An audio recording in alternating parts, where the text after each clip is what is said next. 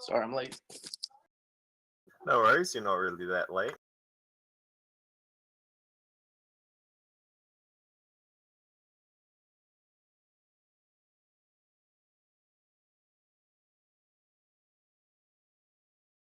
Alrighty then. If everyone is ready, let me know. Yeah. Because I totally am ready. Sarcasm. Deception roll.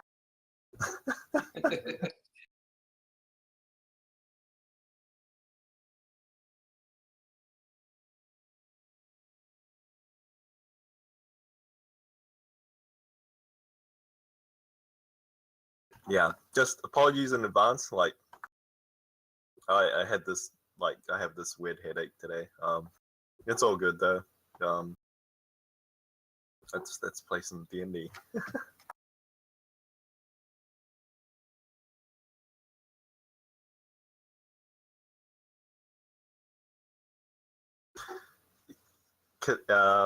Robin, are you recording this today? Yes. Okay, cool. I just found it super interesting. Not interesting. Super useful to have a playback for notes. I haven't uploaded last game yet. Yeah, I realize that, but it's all good.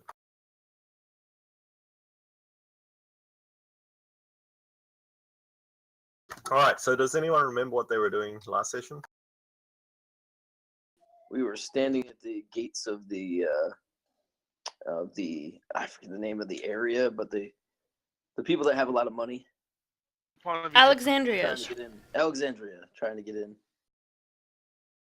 Well, we didn't quite make it there yet. We got No. to the rich people gates, rich sector gates. Some a-hole guard was giving us lip. And then what's his name showed up, Montgomery, and we're like, hey, we're turning in the box. Yeah. No, Montgomery hasn't showed up yet, as far as I remember. Like, you guys were No, he waiting did for show him, up. Oh, okay. A cart just showed up too, though. I thought he was in the cart. No. He No. was in the The cart passed through, and he, like, as the cart was passing through, he finally showed up and was like asking you guys.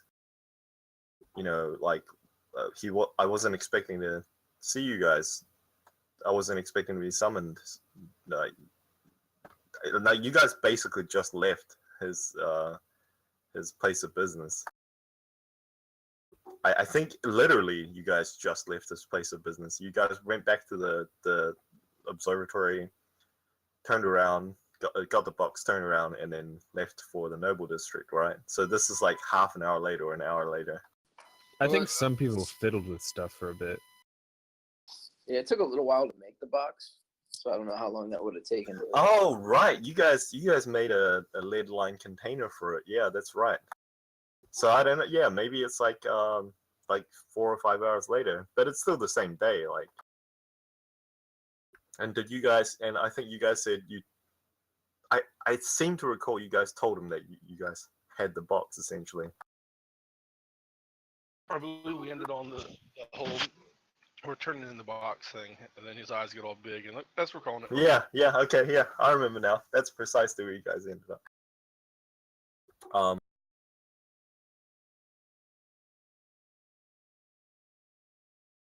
Yeah, so I think he said he like kind of he kind of like holds up like a hand, kind of like one moment to the guard captain who's not really nearby, but like is looking at your group expectantly as this new person has shown up, who you said I think you said you're gonna wait for. And then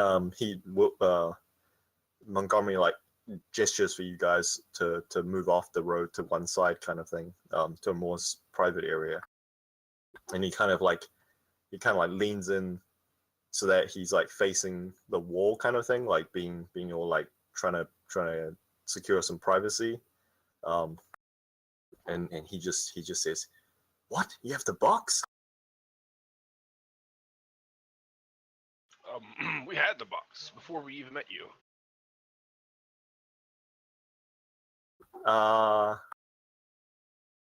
he like turns momentarily, like sharply, like he turns his head sharply to glance at you, and then he says, where'd you find it? How did you come across it? In the sewer hunting crocodiles. And because you were so close to the chest of telling us how much its value was, we decided we'd turn it in now, with you present. Uh, I believe I believe we agreed to give them a small cut or something, right? I forget though. I don't know. What did the party agree to? That's what I'm asking. Yeah, I didn't remember there being an exact figure or percentage or anything. Just that we would, if we saw it, that we would kind of like let them know.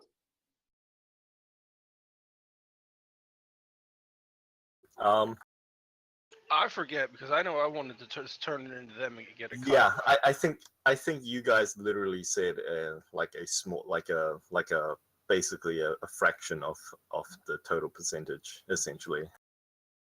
Although you guys never named like a specific percentage. Well, yeah, we don't know how much we're getting. Yeah, he for a second he seems excited. Like, oh shit, we found the box. But then you see his mood like change. And he gets like a frown on his face.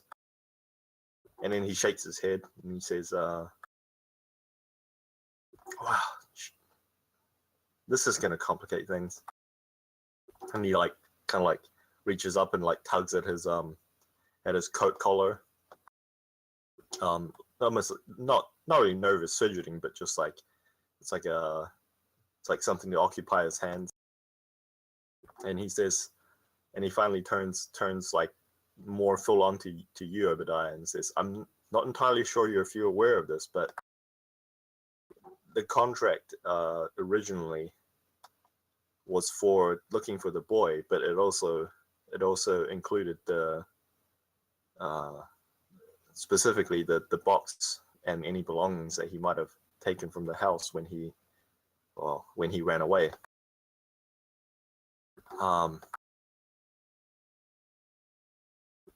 You said you found this before you were under contract with us? Yes. Do you have any proof of this? Besides the fact that it was too soon for us to go back down and grab it. He glances at like a pocket watch. That's like just in like a almost like a pocket protector pocket of his coat. And he says, it's been 4 or 5 hours. How am I supposed to know that you guys didn't abscond the box somewhere down there and went back for it later? You were with us the whole time. Yes, but we parted ways hours ago. How does this complicate things? Just tell me that before we go further. He sighs and he says, well, technically,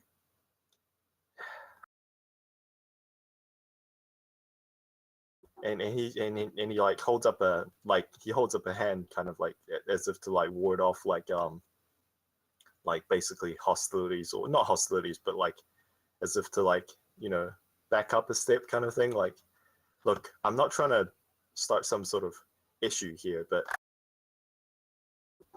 technically you guys signed a contract with us, specifically specifying to locate the boy and his belongings, and that does include, and he gestures towards like Obadiah, not really knowing if Obadiah is carrying the box himself. Sorry about that. My grandfather. I missed the last like 10 minutes. 5. Yeah. Don't worry about it. We'll I'm sure you'll catch up and or get filled in by context. Yeah, and so he says, technically you were under contract, and the box was concluded in that contract, although not mentioned by name. It complicates matters because now you want to turn in the box by yourself. No, you are here, yes? Yes, but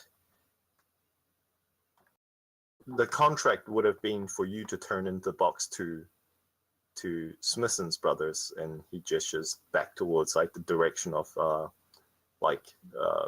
the edge of Market Street, kind of like to the southwest, and then we were to pay you for the service, and then we were The contract said we never. The only mention of a box was after the contract was completed. You never mentioned a box till after the effect. We were hired to help you find a person. Found the he person kind with of blood. he kind of scratches his head, and he has like an almost like a, not a hangdog face, but like a kind of like a oops you caught me face, and he says, that's And that's why, in good faith, we've brought you It's- here to give you a. it's something of a practice in scent hounding that you don't always tell your contractors everything there is about the situation.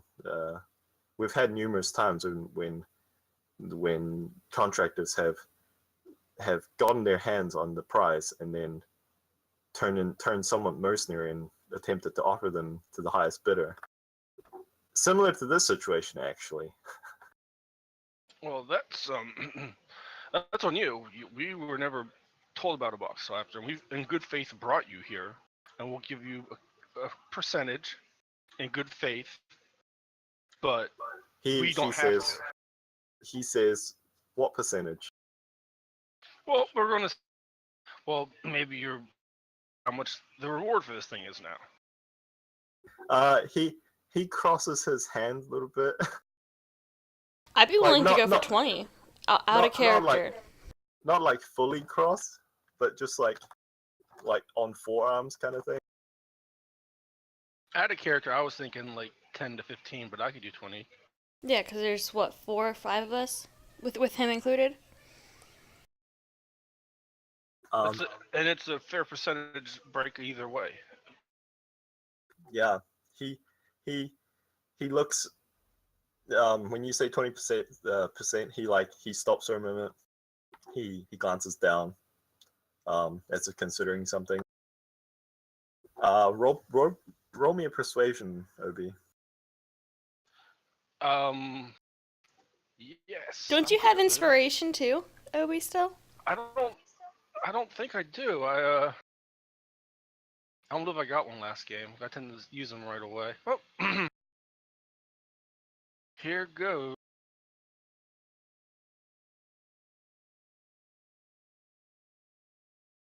I will take that. At disadvantage, Jesus. No, 0. No, yeah, 17. Yeah, so yeah, you see him like consider for a moment. He looks down at his shoe. He has his like arm slightly folded. And he kind of like gives like a, not a vehement shake, but just like a slow side to side shake of his head, and he says,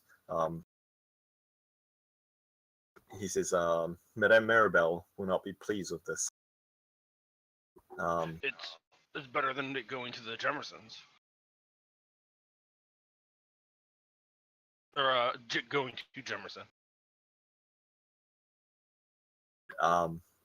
He says, he glances at you sharply. We don't Montgomery like him. We glance- wouldn't have give it to him anyway. Yeah, Well, Montgomery glances at you sharply, and he says, that chap is more likely to knife you in the alley and take the box for himself. Well, what I'm saying is, that's my understanding, but we didn't leave on the best terms anyways. But he could go into any other group. Something's better than nothing.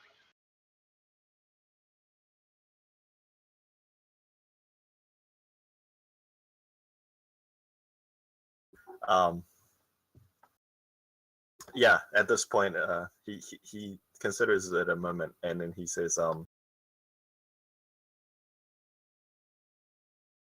he says, I will use our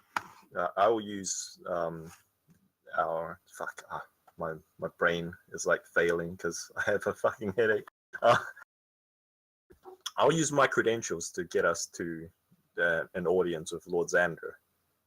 However, Madame Mirabelle will not be pleased with 20%. I insist on 50. 50-50 split. Yeah, you didn't do 50% of acquiring this.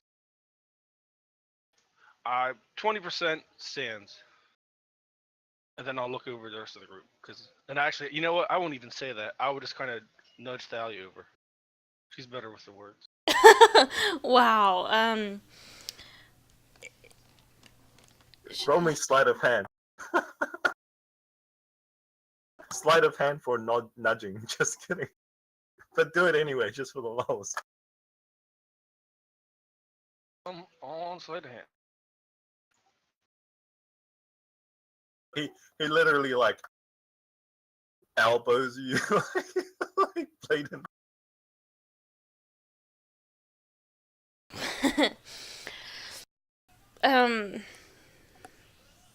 She's like, there's total of 5 of us with an equal percentage. That'd be 20% for each of us. I think that sounds fair. He glances over at the guards and he says, "It's unlikely without credentials. I suppose you could track down someone else who's hunting for the box. Or It's unlikely that." Or we can just without- go up to the guard saying, "Hey, we found the box." It's likely they would not know what box which you're speaking of. I'm sure we could pay a runner to tell them that someone with the box is at the end. Sergeant Williams is not letting us in. He sighs. He lets out like a long sigh. And he says, "Fine, 30%.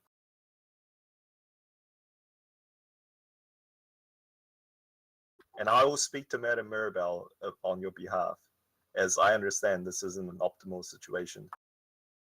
If you were to just find someone else or send a runner, as you say, I guarantee you that Madame Mirabelle will pursue some sort of legal action and claim that you're trying to cheat out of the contract." Well, we still don't know what the actual total reward is. Why don't you tell us what it is, and we can discuss amongst ourselves. He glances around as if to see if anyone's eavesdropping, and he says, "Well, the total contract itself, including the return of the boy and the box, is and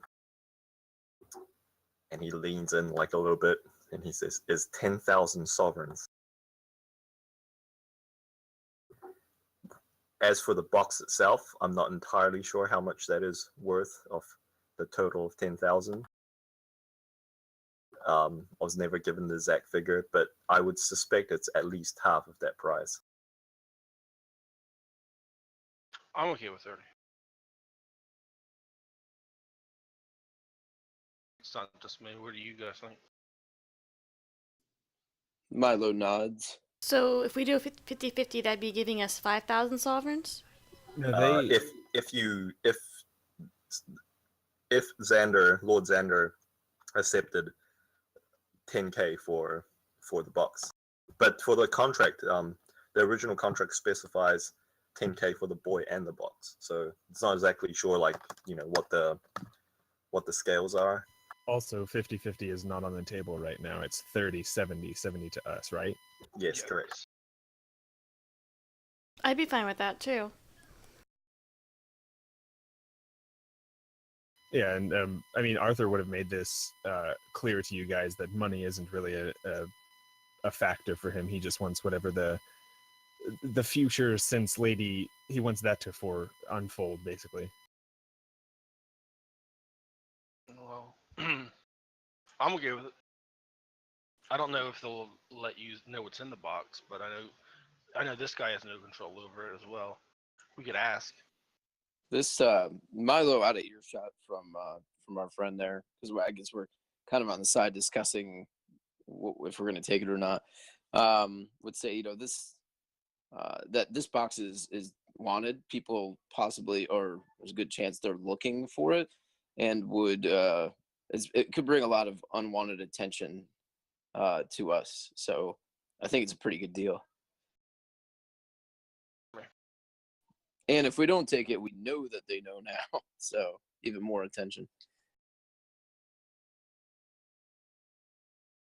So I guess it's really up to So I guess what you guys need to do now is murder Montgomery in plain sight in the street in front and of then the run away. guards. It's what would need to happen if we couldn't figure it out. So Thalia, you're okay with giving him 30% then, right?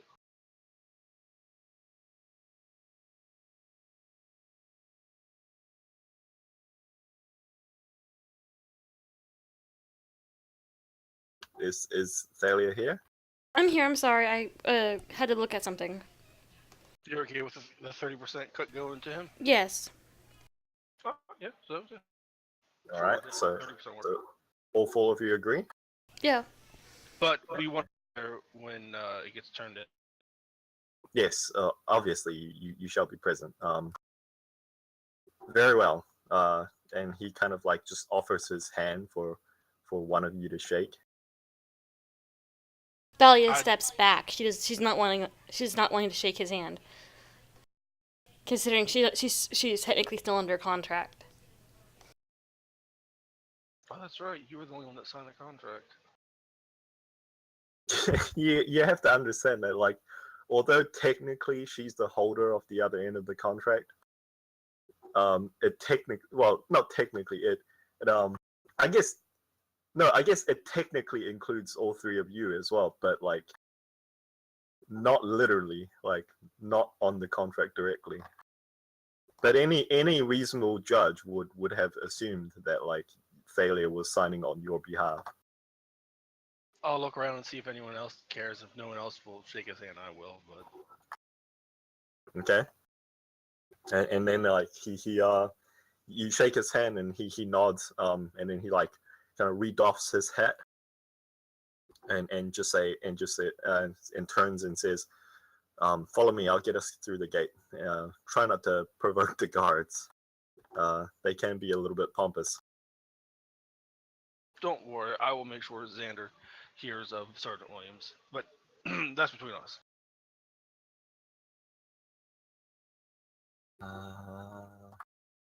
Let me add a little note here, just for prosperity's sake.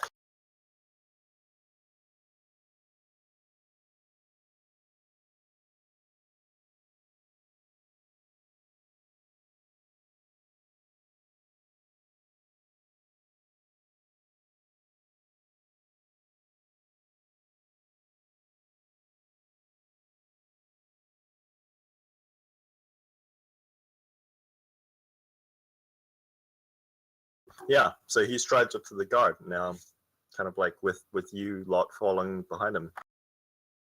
And the guard says, just similar to what he said to you guys before when you guys rolled up. He says, "State your business." And Montgomery kind of like reaches into his coat pocket, pulls out like a not a letter. So it's more like a parcel kind of thing. And then he just says, "Scent Hound from Smith and Sons, here to visit with the House of Alexandria, with House Alexandria rather." And the captain kind of like looks down, takes the missive, kind of like unfolds it a little bit, and he reads it. Like you get a weird sense, because he reads it for like a significant period of time. I'm talking about like 20 or 30 seconds. It's not just like a glance. And Can then I like do not an insight, but like hands him like is the thing So- that he's reading. If there's special about it, sorry, you roboted out a bit. What was the first part of that? I just want to like insight or not persuasion, but perception. His little notepad that he handed him, or his Yeah, message. to see if you can see anything weird about it. Yeah. Yeah. Okay. Yeah. yeah, roll me a perception, and obviously you have advantage, right? All right, so so you notice that the captain grabs like the missive, like it's like a envelope, right? He opens it up, takes out the sheet of paper, unwraps it. He interposes like the letter that he takes out from the missive between you and the missive that he's holding in his left hand, and he reads it for about 30 seconds, and then he folds up the letter, puts it back in the missive, and hands it back to Montgomery. But you notice that the missive seems slightly thinner.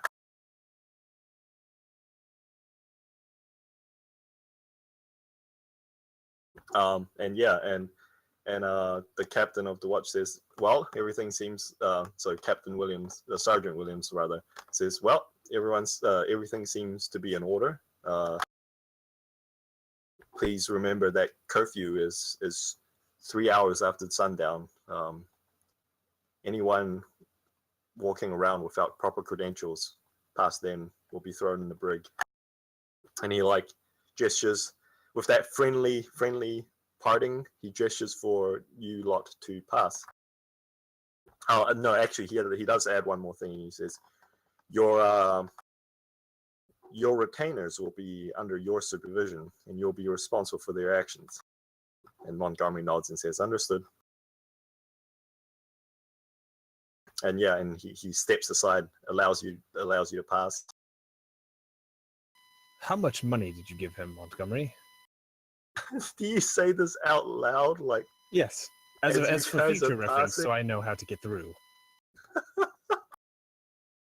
You hear as you guys like pass through the gate and you Oh no, say this. after we got out of earshot of the guard.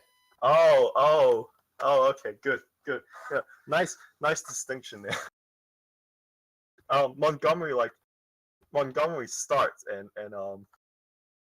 actually, do you say this because you noticed the envelope, or do you just No, say I was this gonna because- ask this no matter what. Yeah. Yeah. He glances at you. And I'm gonna roll a check.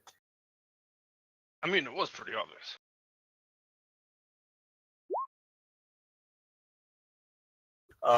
Yeah, he glances at you and he says, I can't see what you mean. I didn't give him any money. Yes, I'm sure. Sorry, I was doing a wizard voice and not Arthur. But anyways, No, it's fine.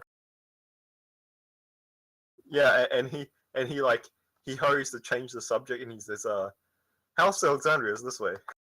Come on, we shouldn't be tardy. No doubt there are other people looking for the prize. So, what do you think it was, Arthur? 50? How much do you think it was? 50 silver? A couple gold? What do you think? well, I would have said 5 gold instead of 50 silver, but it's still the same voice. What is Arthur's voice? Sounds like it. No, I'm doing. This is my wizard Cormac. He speaks like this, and is very stuttery, and Arthur is not. I just can't remember what Arthur sounds like. He's deliberate and kind of aloof. Like, what do you? This is. I'm trying to do it. I can't. I'll figure it out eventually. What are you gonna do, Obadiah? Yes. What are you going to? Yeah, there it is. I found it. Here it is. What were we talking? Oh yeah. He said, I would have said 5 gold, but 50 silver, probably about the amount. Yes. What were your wages whenever you were a guard or a constable? Not, trust me, I didn't make as much as these guards up here do. Yeah. I mean, I don't know. Did Obadiah accept bribes? I mean, it's not that an uncommon thing. Absolutely not. He wasn't necessarily meaning bribes. He was meaning like yearly salary. Oh yeah. Definitely. Actually, definitely not as much as these guys, because these guys are the guards of the noble district. He probably would have taken the number and doubled it and then divided it, and that would have been how much he would have guessed. But not that you accepted this, Obadiah, but I'm just saying that like the common, not really bribe, because like bribe is one thing, right? Bribe is like there's different kinds of bribes when it comes to law enforcement. There's the See this, bro?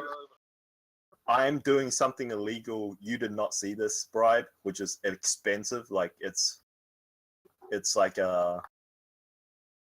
it's literally paying someone to be dirty. And that's expensive, and only certain dirty cops will accept that kind of payoff. But there's also the I'm in a hurry, please don't make this complicated kind of bribe. And that's much more commonly taken, and that was about like probably like 2 or 3 electrum for a constable in your previous role. But for these guys, you're not sure how much like that would be.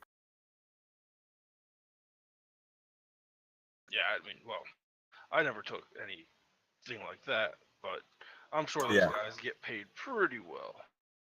Yeah.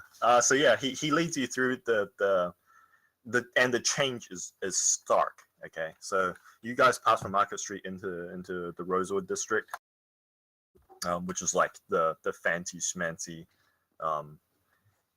nobles district, or just rich people's district rather. Not necessarily noble per se, but past the gate, you guys can see like the Eternal Palace in the backdrop, kind of like far off in the distance. Around it all side is like various houses of various designs. All of them have.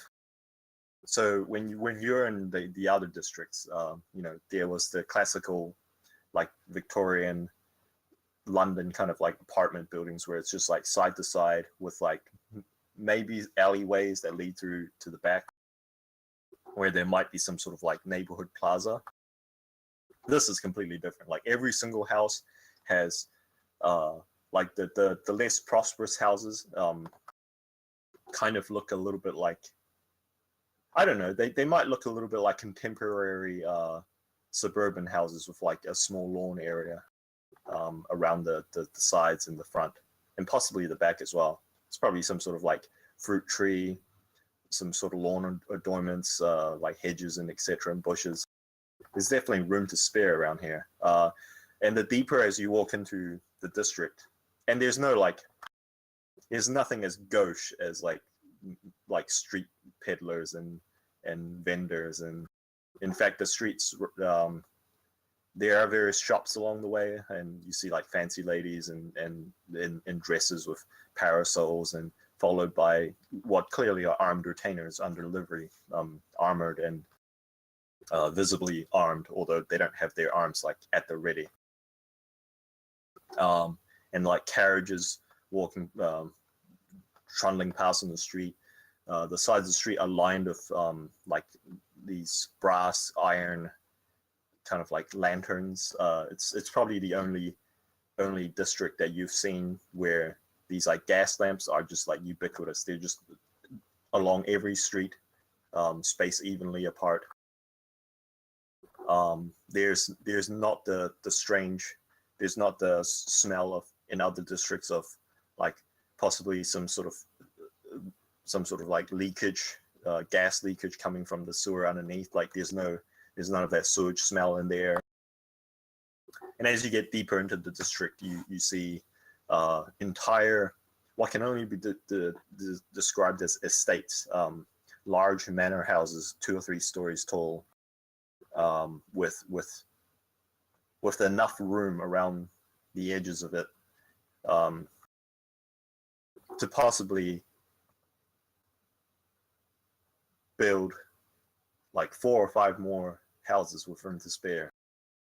And this is a little bit mind-boggling because it is technically like in a city, like a giant metropolis city, that it boggles the mind like how rich these people would have to be able to afford, quote unquote, a townhouse with like acreage of land surrounding it. And you recognize some of the noble crests upon like the gates of each individual manor, and it almost without damn, my brain just skipped again. Almost without exception, every single manor has some sort of like liveried house guard or some kind of retainer at the gate, like on watch essentially, and they all give you like a not a hostile glance. You know, computer games where like I don't know if you played the original Hitmans and stuff, but when you walk to like when you play Assassin's Creed and stuff, and you're like walking down the street, people do that like because it's computer games, right? So the AI, the bots walking around are designed to like look at you when you get close enough to them, and they like head track you, and like in RL that would be like super fucking rude. Like if someone was walking down the street and you just like watch them like without, you know, like with your gaze like locked onto them, it'd be super rude. But that's what they're doing. They're literally like their head turned, their body stays still, but their head and eyes turn to like track you as you walk down the street, like kind of like keeping a gimlet eye on you. And this continues for about like 20 minutes or so as you guys walk deeper and deeper into the district, closer and closer to the Eternal Palace, which is this giant, like even from where you're standing, like you can see it from other parts of the city, but like you've never seen it this up. Well, maybe you have seen it this close. This giant, like almost like Greco-Roman marble edifice, except without the like triangular shaped geometric roofs of I think the architectural style would be like similar to like US Congress kind of type thing, like domed roofs, pillars, steps, and everything is like inset with like marble and stonework. And this is like on the horizon in distance as a backdrop, and you guys are like heading closer and closer towards it. Do you guys like do anything or say anything while you guys are spending this like 20 minutes just like walking deeper and deeper into Rosewood District? As we're just looking at the things that you're describing, Milo says it out loud, but almost to himself, and the possibilities. I just have inside of my coat my gun ready in case someone comes after us, but charges us. But I don't have my hand in my jacket or my coat. I'm just mentally drawing my gun out and just constantly doing that in case someone comes after us. You unbutton the two like buttons on the bottom of your waistcoat. One of them. Like on my left hand, like okay, I'm thinking left hand button in, pop it open, grab the gun, pull it out, and just doing that over my head. I'm not even paying attention to the surroundings. I think Arthur is probably every once in a while saying little prayers to himself that are guidance and keeping watch for people. Well, one thing that you do notice, I'm not sure if this would change your atmospheric behavior tone, is that the streets are, if nothing else, heavily patrolled, either by like clearly what are city guards or like constables, or just armed retainers of various houses. They appear to have like none of them are giving each other like any kind of hostile. Like you see opposing, well not opposing, but like clearly different retainers of different noble houses, and they don't walk together. Like they're not operating together as a unit. But like when they pass each other on the street, you don't notice any kind of like open hostility. Like there's no one glaring at each other or anything. In fact, the air that you would get about them are like kind of like two professionals like acknowledging each other, like, you know, we're on different sides, but like I'm a professional, you're a professional. Like, He's more concerned about what he can't see. okay, how about everyone roll me a perception?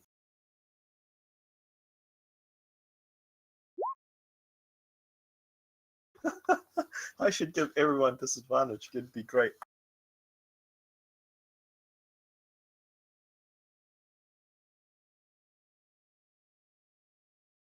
All right. It's obvious to you, Obadiah, and Milo. You catch, like, you occasionally get the feeling that that you're being followed. Like you get the feeling that, like, no. First, you get the feeling that people are watching you, and then you like glance around and you realize, oh right, people are watching me. Like various retainers and guards on watch at gates are just like following you with their eyes. But Obadiah, you specifically noticed that like you guys have picked up like a couple of tails. There's like a pair of Well, how did these grow here? there's a pair of what you can, Obadiah, what you can only describe as like police officers and civvies, like, you know, like undressed constables, Plainclothes officers. plainclothes officers, and they're like kind of like trailing your group, like not being obvious about it, but like they're trailing your group about like a block and a half back, just like seemingly keeping an eye on where you're going. I expected that, so I'm not sweating it. Yeah, and whenever you guys stop for, I don't know, for whatever reason, to look at something, or for Montgomery to get his like bearings, they seem to like find something interesting to look at as well. Trailing like that. Would the ones that are uniformed, he'd smile and wave at them.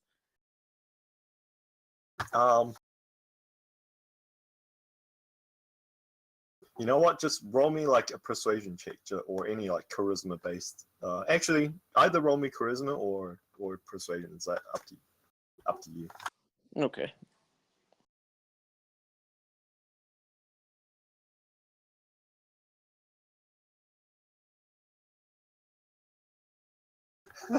Yeah.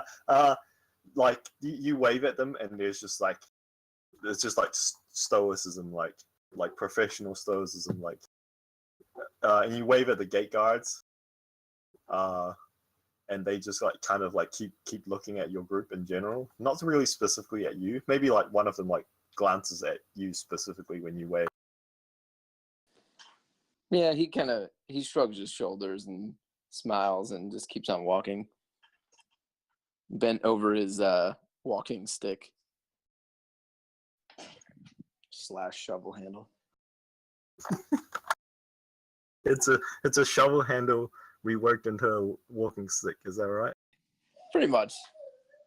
So it's like the strangest walking stick ever, because like typically walking sticks have like, it's like crooked at the top on one side, but this one is like in a T shape and it's perfectly flat.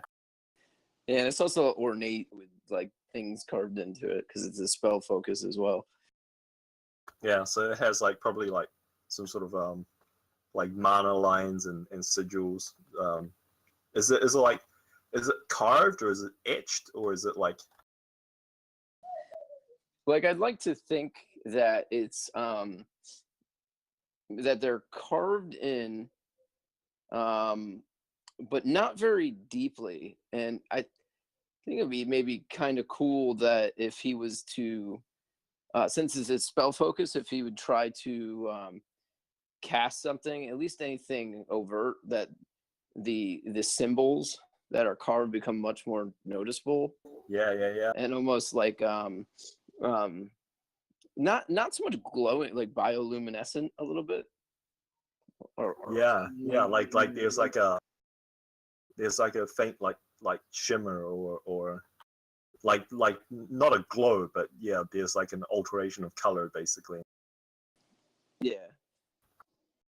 Yeah, I dig it. And my Discord is being funny. Give me one moment.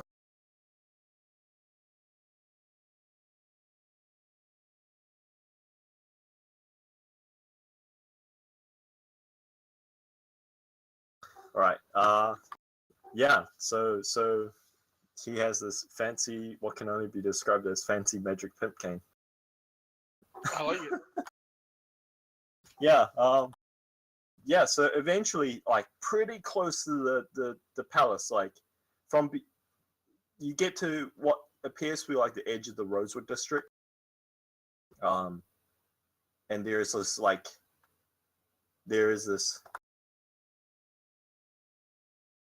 I think it can be described as a plaza. So it's like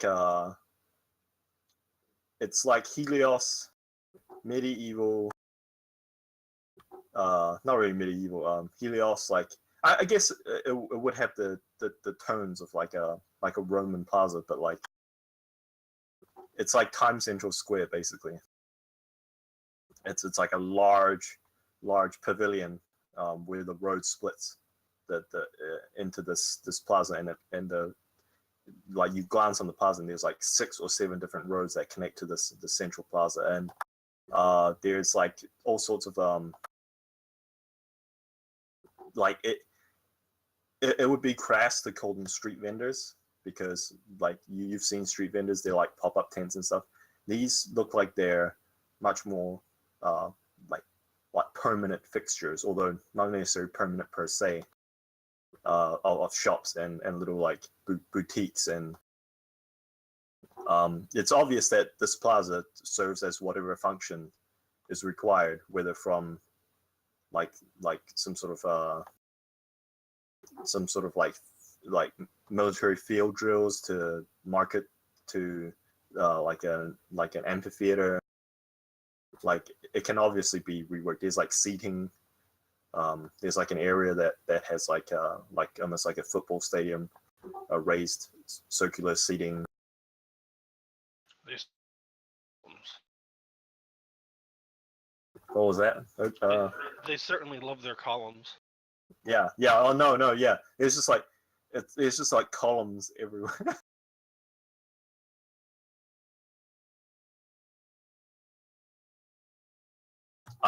Here actually, here's something of a little bit of interest. Here or there, you see various people, well dressed, like fancy people, with obviously silver like jewelry or items on them. It seems like a bit of there's nothing around that's like built from silver, because that's way too ostentatious and probably way too prohibitively expensive.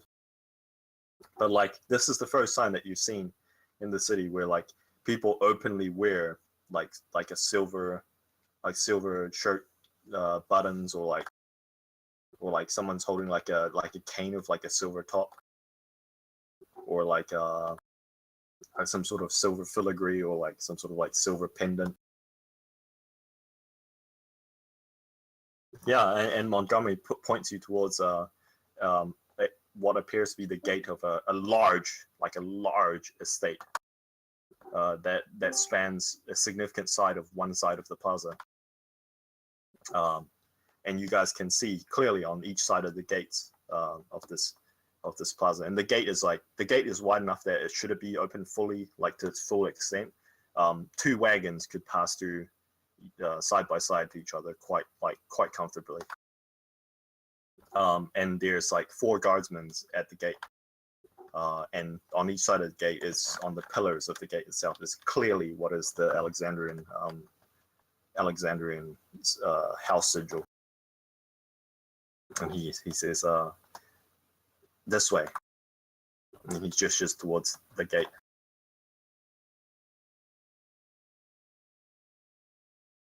Yeah. So I assume you guys follow him, or unless you guys are doing something. Yeah, we're continuing following. Yep. Follow. All right. So he arrives at the gate, and like the one of the guardsmen like steps forwards when it becomes obvious that you guys are like your destination is the gate specifically. And he says,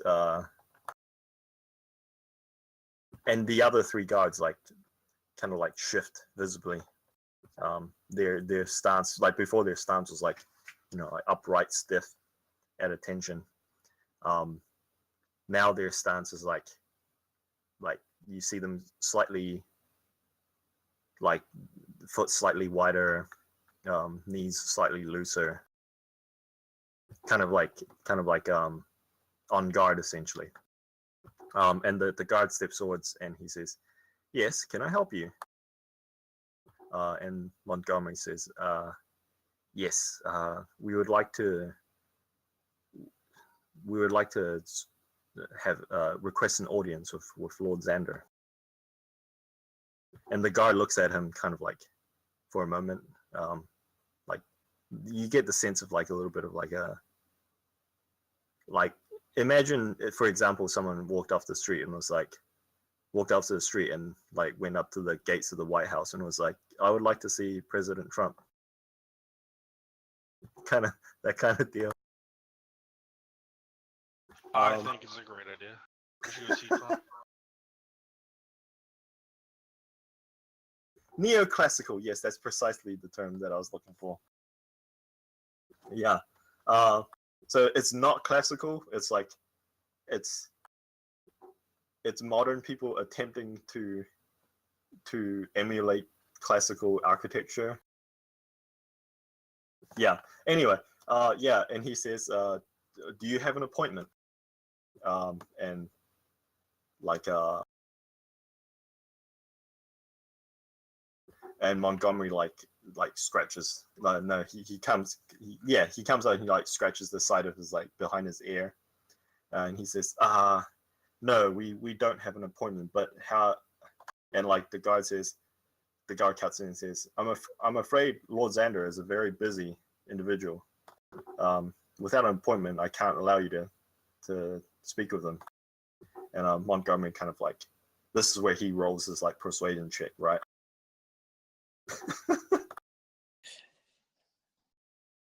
You know what? I said that for a laugh, but I'm actually gonna roll his persuasion check. Well, let's see how he does. It's 25 charisma.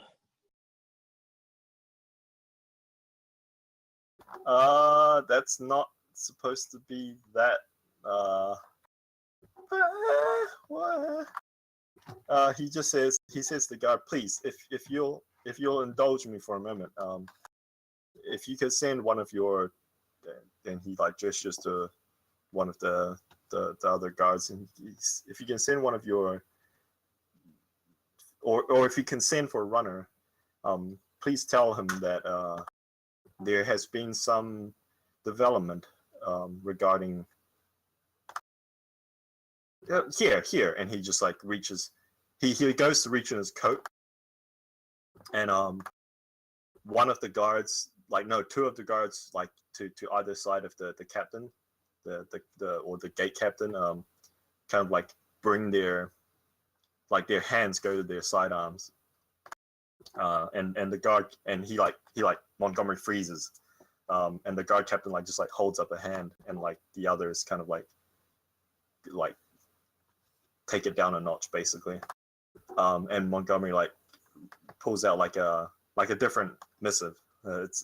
You don't know how many pockets he has for missives in his coat, but he pulls out like a different missive. This one has kind of like a pinkish white hue, and he just says, "If you could show this to someone in charge, and tell him that there has been some development regarding this contract, and I think Lord Xander will be pleased to see us."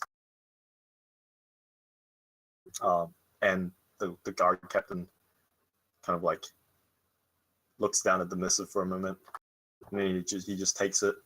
He takes out a whistle, like a classical not like a whistle like we would know, like like the little flat thing. This is like a circular, like a flute whistle basically.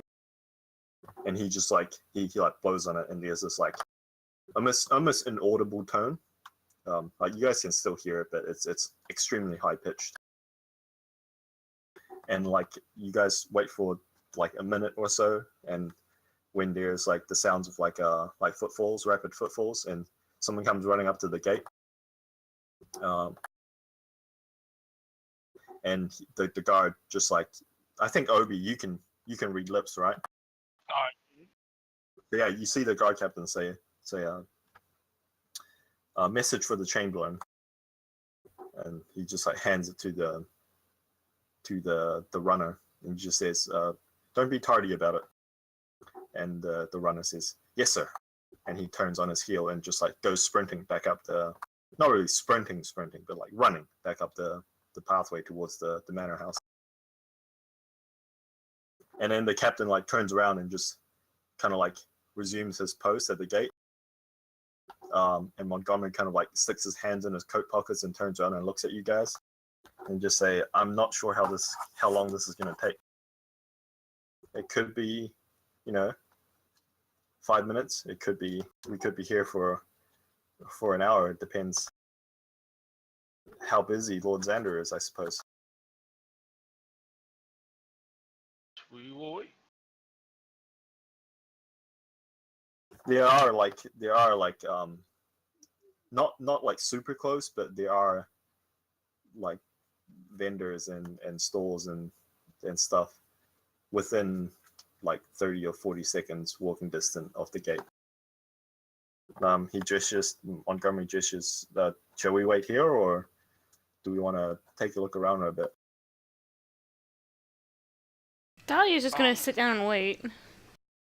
All right, I think there is probably like some sort of they are probably like quote unquote public benches.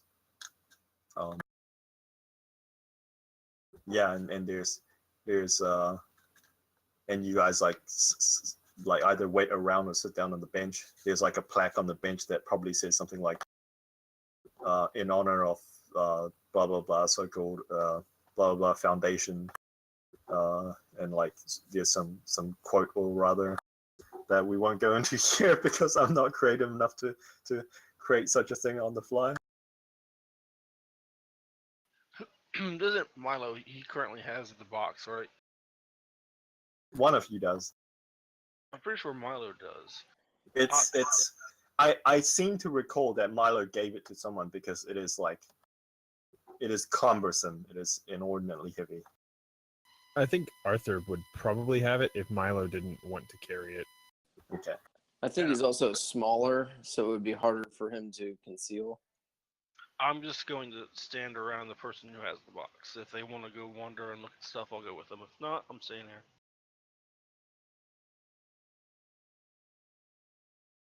Arthur's just going to stay wherever Montgomery is and not let him out of his sight. That works.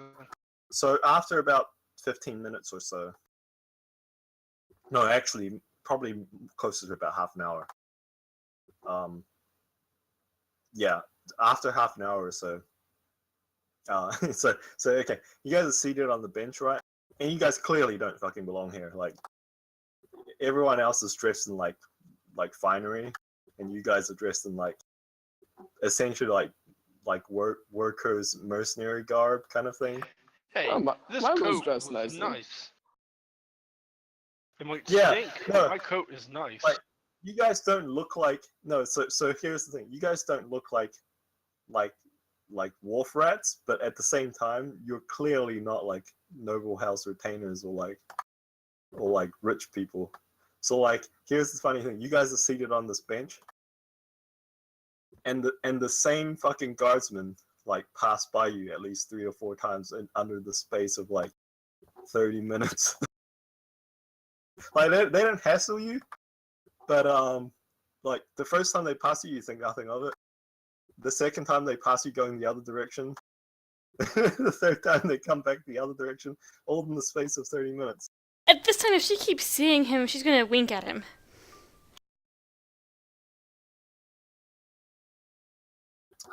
He actually what the younger one of the pair like tips his hat at you, Thalia, when you wink at him.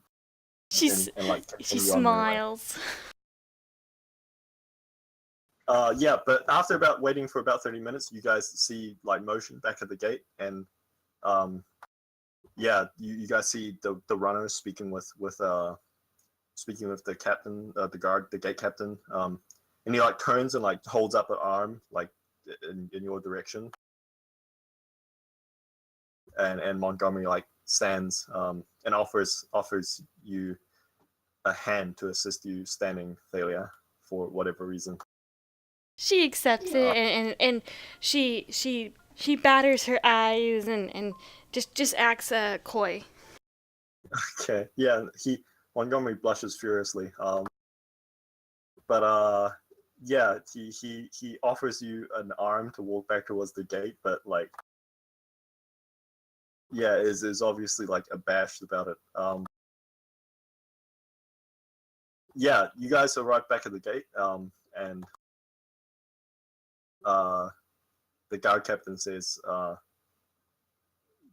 Lord Xander is very busy, but he has set aside his schedule and allow you audience with him. He says he can spare 5 to 10 minutes if that is adequate. Well, it's gonna have to be. Yeah, and Montgomery just like kind of like nods like, yeah, Montgomery nods, and he kind of not so like casually, not casually, not so like stealthily, like you're like pretty blatantly, because you know the guard captain is literally like a couple of steps away from him. He turns towards you guys and just says, yes, that'll be more than adequate. And the guard captain kind of like nods and gestures you guys towards like a side gate, and the side gate swings open. Actually, you know what? The side gate slides into the ground. Just because these are fancy, right? Super fancy, yeah. Yeah. Nice. In fact, all the gates here slide into the ground. Because you know, who needs the constraints of like of engineering when you've got magic? It's true. No. This is like yeah, no, wait, no, yeah, no. The side gate doesn't slide into the ground, okay? The side gate kind of like the side quote unquote gate, quotation marks, look like part of like a more ornamental part of the hedge. A series of like, so the vines, the arms of the hedge, like the branches, kind of like twist and unfurl themselves, and like kind of like growing in reverse motion, kind of like shrink back from the opening until there's like a perfect arch, like an archway in the hedge, and he like gestures for you lot to pass through, because that's much better than just like a simple gate, right? I'd say so. Yeah, he leads you guys through, up the walkway, to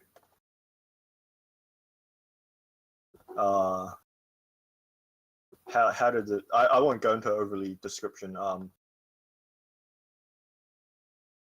To basically a scaled down version of the White House. Not as ostentatious, not as large, but similar layout. Like wing on each side, a central chambered / dome, 3 or 4 stories tall. The central dome, that is. The side annexes are like 3 stories. And he leads you into into a foyer. A foyer. Fuck, however you pronounce that shit. I believe it's for you. Yeah. And then there's like an elven gentleman. He's obviously like a butler or a chamberlain or some kind. And he just like he says, "Welcome to House Alexandria. If you shall precede me this way," and he like gestures towards like a side, and room that's like open. And like Montgomery nods at you guys to head that way, and he kind of like starts heading in that way as well. And I assume you guys enter this room. This room is like let me describe it as like a basic either dining room or a conference room. No chairs at either the head or foot of the table, but along each side is like 12 seats. There's 2 chandeliers. That's how fancy this place is. That's one more than needed. Yeah, Milo would follow me. Yeah, there's no settings or anything on the tables, and the chamberlain comes in behind you guys and says, I think he says this to Montgomery, but it's obvious that he's addressing the rest of you as well, and he says, if the gentleman and lady will leave their arms upon the table, I give you guarantee that they will not be disturbed. Thalia nods and starts slowly taking off her arms. Yeah, and by arms, it's clear from like what Montgomery is doing. Like you notice that Montgomery is wearing armor, by the way. He's wearing some sort of vest or some kind. It's not obvious, but Obadiah, your training tells you that this is some sort of like vest designed to deflect like knives or something, like, you know, I forget what they call. I think they're called like stab mesh vests or whatever they're called. Gosh, yeah. Yeah. He's not removing that. He's just like, he pulls like he lays like his cane on the table, and he like pulls out like what appears to be like some sort of like a derringer or a revolver of some kind, like a small pistol, and then he like takes out like a almost like a letter opener. It's the letter from his sleeve, and then he just like glances at the rest of you while you guys remove your various arms, if you choose to do so, that is. Yeah, so Arthur throws his silver hand axe, and his mace on the table.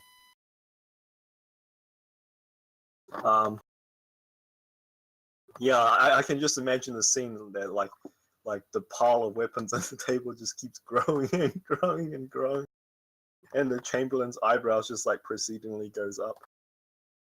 I just take off my sword, like basically take off the belt, put the sword on the table, take out the Rhino revolver, put that on the table, and I take my backpack and put that on the table and say it's easier this way, and then just unstrap my rifle thing and put that on the table.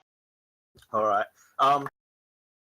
So here's the question: are any of you attempting to hide any kind of armaments on you? Nope. Nope. No. It's not worth it in a place like this. If they wanted us dead, we'd be dead.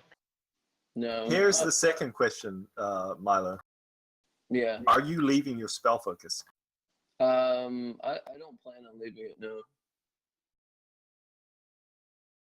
Sorry, what was that?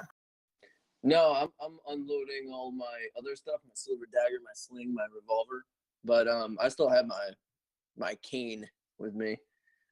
All right. So yeah, I think yeah. So I think that at this point, the Chamberlain would speak and like nod towards your spell focus and towards you, actually, strangely enough. No, actually, she nods towards the group in general, and she just says to you lot, thank you for your understanding. Please be aware that you will not be allowed to use any kind of no, that's not what he said. Please be aware that you're prohibited from spellcasting while on the premises without express permission. And Milo would smile and lean on his cane and say, "Oh, no problem." Yeah, and he says, he just nods and says, "Please follow me this way. Lord Xander is waiting." And he leaves via a different door, like a different door to the conference room. Heads through like just I don't know how to describe it and give it any kind of justice.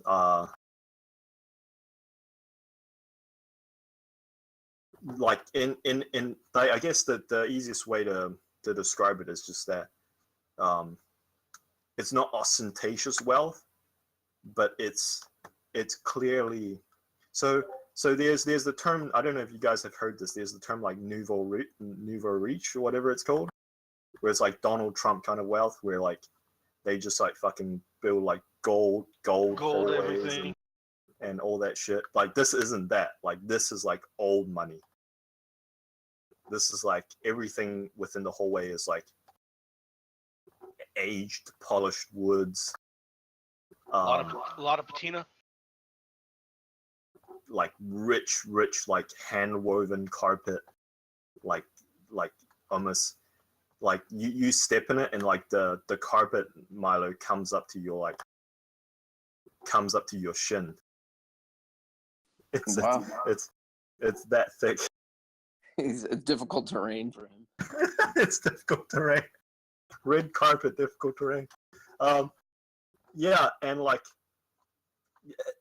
the best way to describe it is that it's not nouveau rich, so it's not like ostentatious displays of wealth, but just the contents of this hallway alone, like before you even turn the corner, like when you exit the conference room, the hallway that the conference room exits onto, the contents of the hallway alone,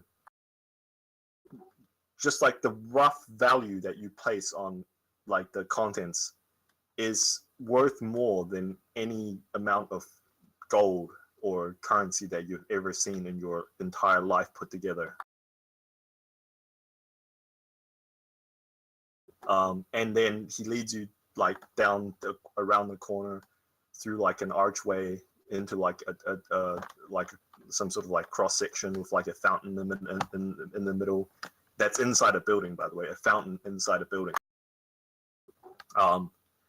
And like every single hallway and cross section after that subsequently is similarly expensively outfitted.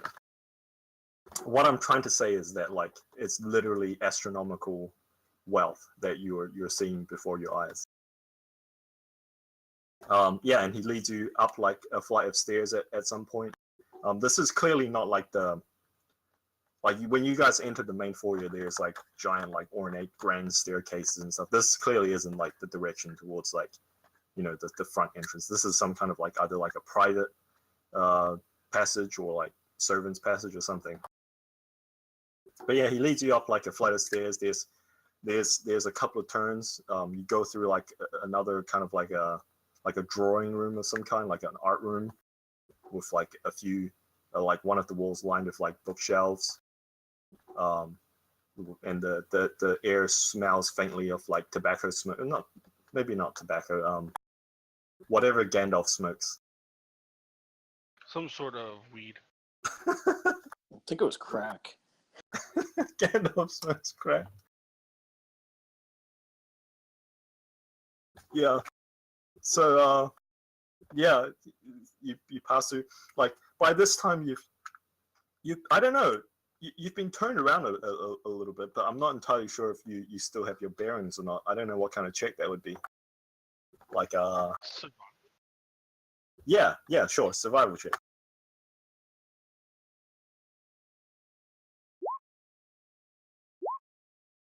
No clue where I am. Yeah, between like the twists and turns and the like the you switch like you get the sense that you've doubled, like you've gone upstairs and then you've like kind of doubled around somewhere. This place clearly is designed like, although it's wealthy and ostentatious, not ostentatious, it's wealthy and like and expensively like old money manor house. It's clear to you now that you're somewhat partway into that it has some element of design that is designed to confuse any attackers if they were to assault the house. Like there's never any like straight hallways that run directly from one end of the house to the other. There's like turns and like dead ends and loop arounds. It's essentially a dungeon.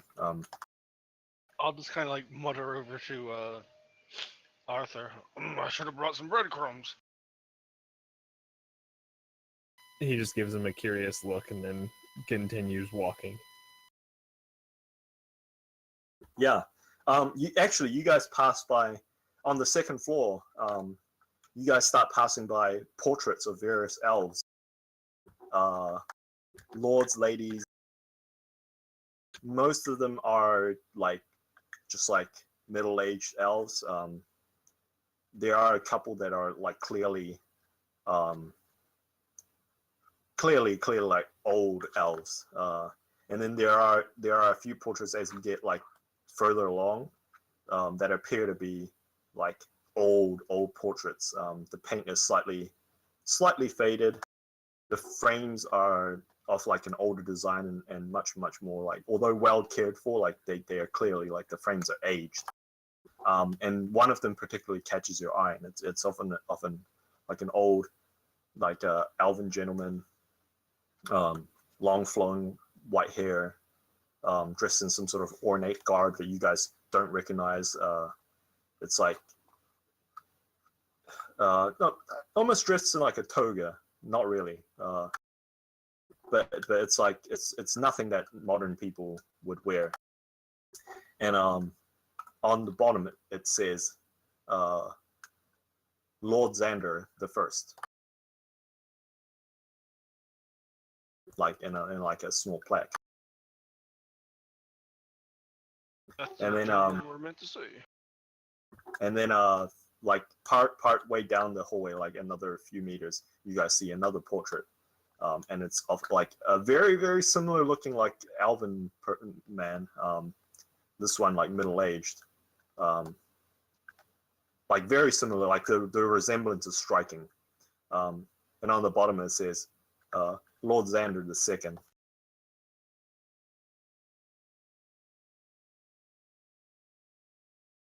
Yeah. And you guys continue on for like a little bit. You hit up another flight of stairs, turn a corner, and Montgomery, sorry, not Montgomery, the Chamberlain walks up and knocks on like a large oaken door. 6 quick taps. And you guys don't hear a signal. There's no obvious signs or anything that he's responding to, but he waits for like 3 or 4 seconds, and then he like opens the door and ushers you guys in. Like he literally like stands to one side and like uses his other arm to like gesture for you guys to enter. I'll hold the door and gesture for my going first.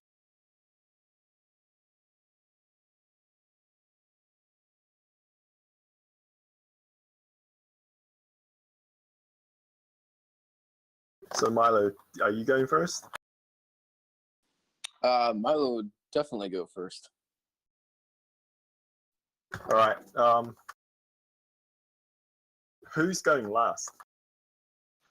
I would go last because I don't know if you heard. You said Montgomery was holding the door open, right? No. The Chamberlain not holding the door open. He just opened the door and then stepped back and gestured for you guys to enter. When kind of like the robotic butler, like arm straight gesture. when Milo would go through, he would pat the Chamberlain on the hands, like old man style, and then head on in. Right. Yeah. Okay. So it's clearly some sort of study of some sort. The only thing that you do notice about the study is that most studies have a window. This study does Being not. summoned. Sorry, what was that? What was that, Ron? He may have said he has to go do something real quick. Yeah, I think so. Oh, he is being summoned. Okay, never mind. Yeah, I totally missed that. Do we want to take a short break and see if he comes back? Yeah, I Sure. think that works. Alright, I'm gonna go get a drink. Be right Cool. back.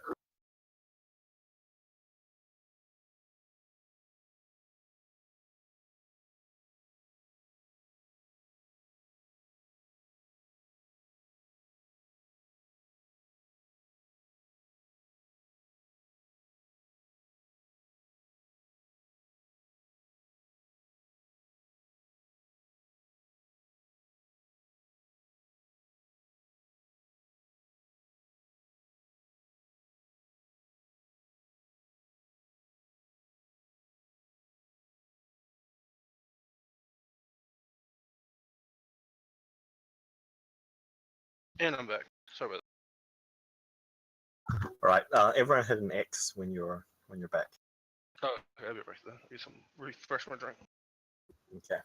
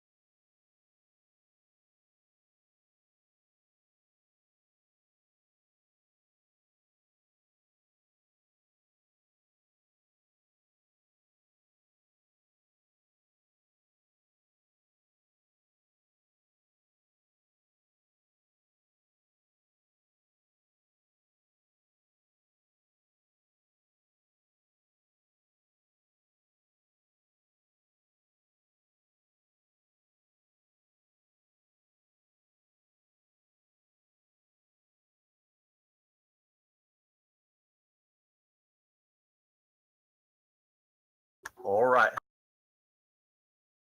You I guys think can, we're just waiting for Milo, right?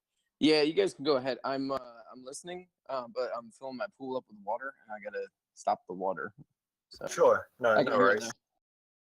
No worries. Cool.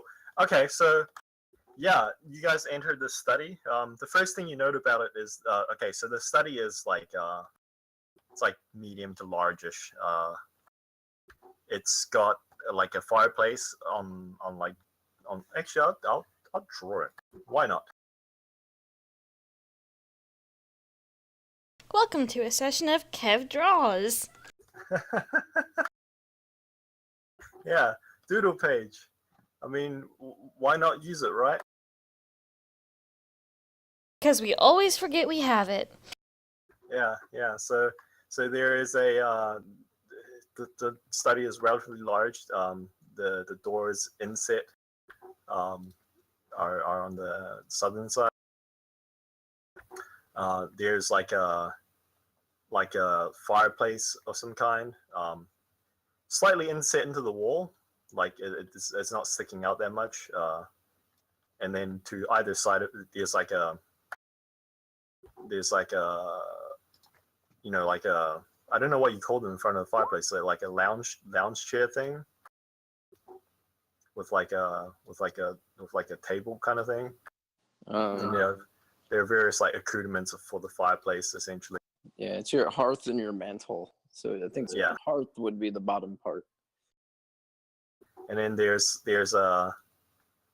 like a cabinet here. You guys know what's in this cabinet. Various liquors. There's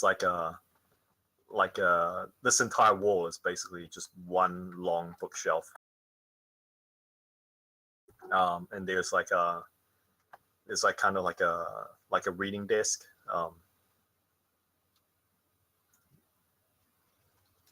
With some seats essentially. And then at the end of the room is just like a single table. Oops, that's not what I meant to do.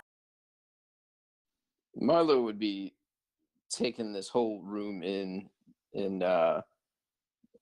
just this in all of its opulence and how grandiose it is. He's just in shock. He's probably never seen something like this before, even at his Wizard Academy.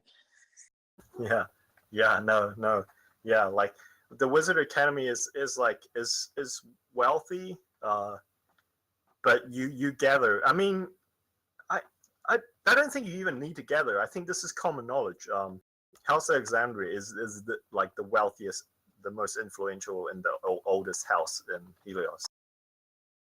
They have very, very close ties to the Empress. They're allies of the Empress. They're like, if the Empress, like, obviously there's various like noble kind of like shenanigans, like factioning inside politics per se, but like, and obviously the Empress isn't like, there's no political system where like one person is like has supreme power. She obviously has her supporters and her detractors, but like if you were to name like the primary supporter that's on the side of the Empress, it would be House Alexandria and Lord Xander. Yeah, and you guys see like a middle-aged, well, quote unquote middle-aged. He could be 400 or 500 years old for all you know. Elven man seated behind the primary desk at the end. The thing that, like I said before, the thing that you immediately notice about this room, like immediately, is that unlike other study rooms that you've been before, obviously no other study rooms is as richly decorated. But unlike other study rooms, typically there's like a window at the back here, right? Or at least some kind of like, maybe like windows along here. It might be like a corner on the house. This is somewhere in the building where there is no window. The entire room is sans windows. There's just one door in, one door out. Doesn't seem to be any other egresses. And the desk, at a glance, like, obviously you guys aren't expert desk assessors, but the thing looks heavy. It looks like one of those desks where like you might need to like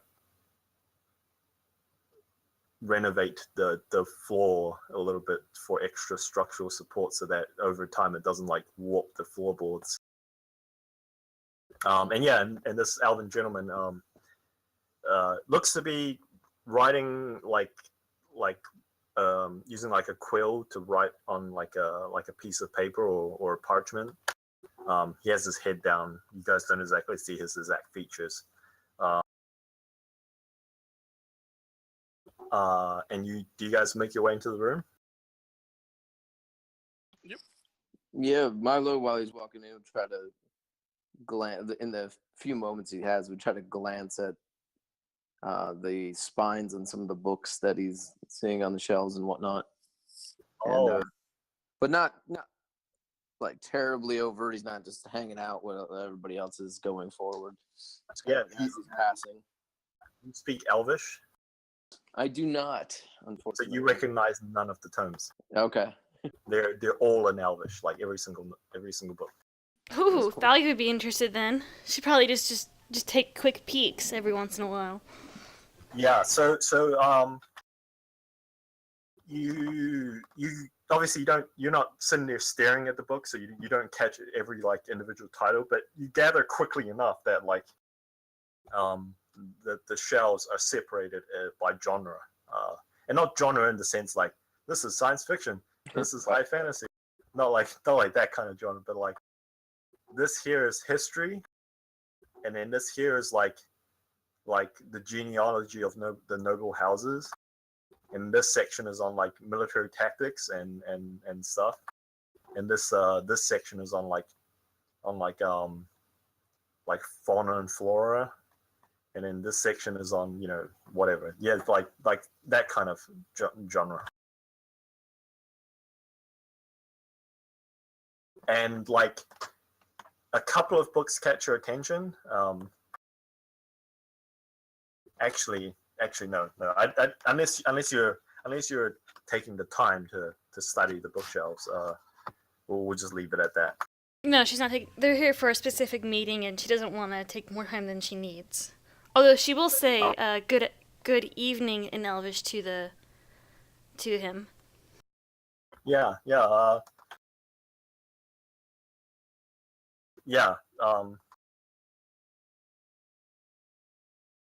I think momentarily you don't get a response. Like this person's like furiously scribbling.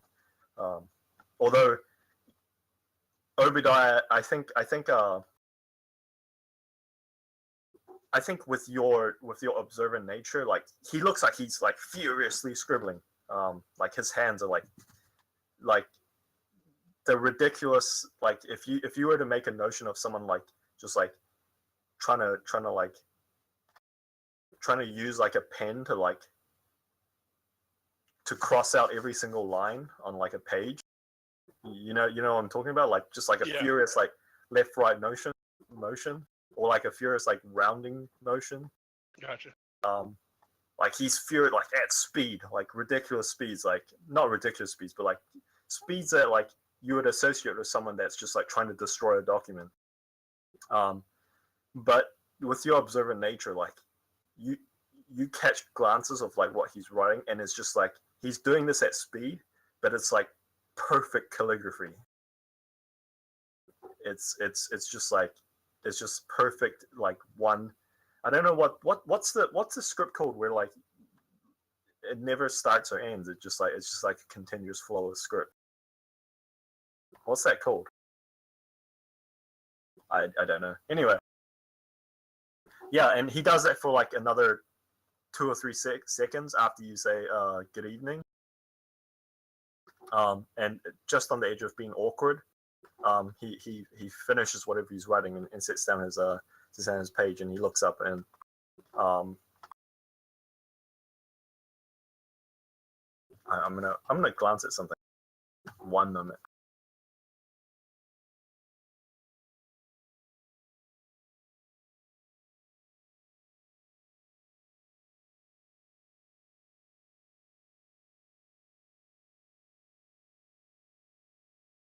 All right. So yeah, he looks up. Yeah, and like I said, he's like an elvish, elvish gentleman. It's hard to tell from because elves lives for so fucking long, right? So it's hard to tell exactly what age he is, but he's clearly not like an adolescent.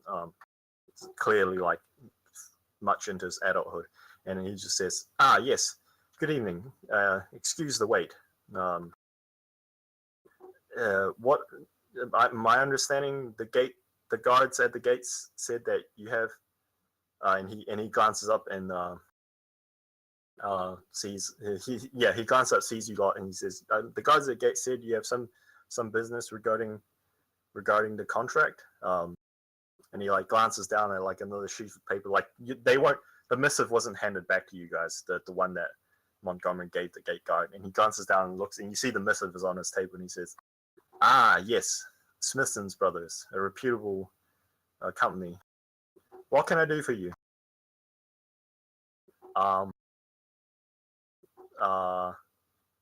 And Montgomery kind of says, yes, sir, Lord Xander. Our retainers have located. Oh no! You must have received word earlier this morning that our company, I rather discovered the remains of, and like Lord Xander kind of like nods and says, yes, we have received word, and the appropriate parties have been notified. I hope this isn't what that's all about. Kind of like in a tone like, I hope you're not wasting my time. And he says, no, my lord. The party has subsequently recovered the other article. And he says other with like not literal quotation marks, hand quotation marks, but it's implied. And you see like Lord Xander like look up and like glance sharply towards the rest of your party with like these like intense like bluish gray eyes. And he says, "Oh, do you have it? Is it here?" Arthur will look to Montgomery and say, "Why are you being vague with him?" Montgomery like kind of like chuckles a little bit, and he nods towards you and says, yes, right. Sorry, force of habit. Yes, we found the box." And he'll reach into his pack and pull out the chest and set it on the desk and keep his hand on it. Right. Yeah. So, Lord Xander kind of like glances out at this oaken filigreed box that's slightly larger than what he was expecting. He like turns to one side and like kind of leans a little bit and opens up like one of the drawers of his desk, and he like takes out like a pair of like spectacles, and he like puts them on, and it looks kind of ridiculous because like, how often have you seen an elf wearing spectacles, right? Hang on, you said he looked surprised by the size of this? Yeah. Have it in the This is- iron box. What was that? Sorry. We have it in the iron box. It's bigger than what he was expecting. So yeah, It was a lead line box, but yeah. Oh, I mean, I would have taken it out of the lead box. Oh, okay, fine. That's fine. We'll say you did that. Yeah, and he and you said you're keeping your hand on it? Yeah, for a second. All right. Yeah, he leans over, puts on his spectacles, and then like just kind of reaches out as if to like handle the box. I'm not sure if you're keeping your hands on it. I mean, if he pulls it closer to him, I'll just kind of like, I'll keep an eye on him, but I won't stop him from pulling it closer to him. Okay, yeah. So he pulls it like towards him essentially into the middle of the middle of the desk, and he just like starts like turning it this way and that way, like clearly inspecting it very, very closely.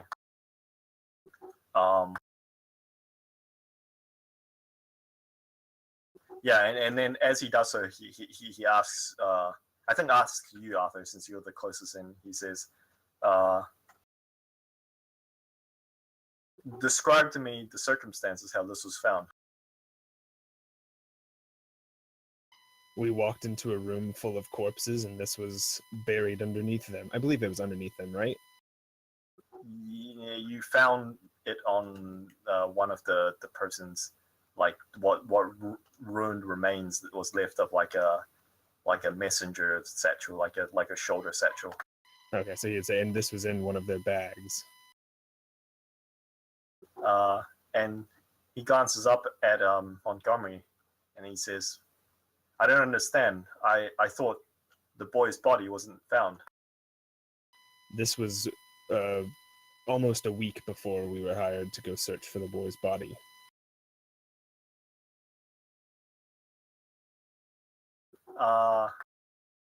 Yeah, he glances over, he turns the box like to inspect the bottom, and without looking at Montgomery, and he says, "Maybe I misunderstood, Montgomery. Are you saying that you've had this box for over a week?" We have had it, not him. I was under the impression that you worked for him. and Montgomery is kind of doing the uncomfortable left foot right foot shuffle. We signed a contract to find the boy and his belongings a week after Yesterday. we found this. Yes, yesterday. Or was it today? I cannot remember. And we do not know the law to the letter, so we figured we would bring him along. He nods like, and he says, he says to Montgomery, I suppose you had quite a lucky break here. And Montgomery like mutters something. Obadiah, why don't you roll me a perception check? Okay.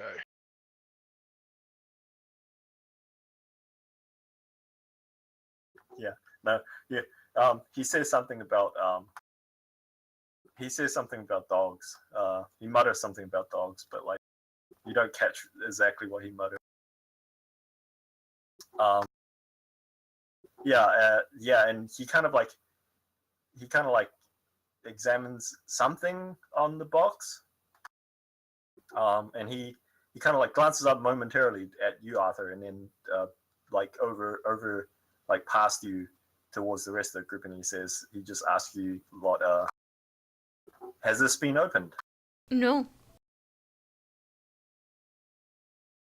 Arthur will shake his head. We couldn't figure it. Roll me a persuasion check with advantage, someone. Oh,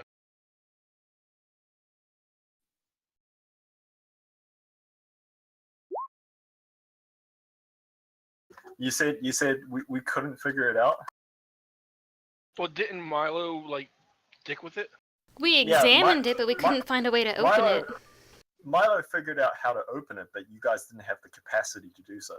Oh, well, Like he figured out that it would require being placed in some sort of like construct that would like press, pull, and turn multiple of like components on the box itself. But like you didn't have the expertise to construct such a mechanical construct in itself. then I would amend my statement to say we didn't have the means of opening it.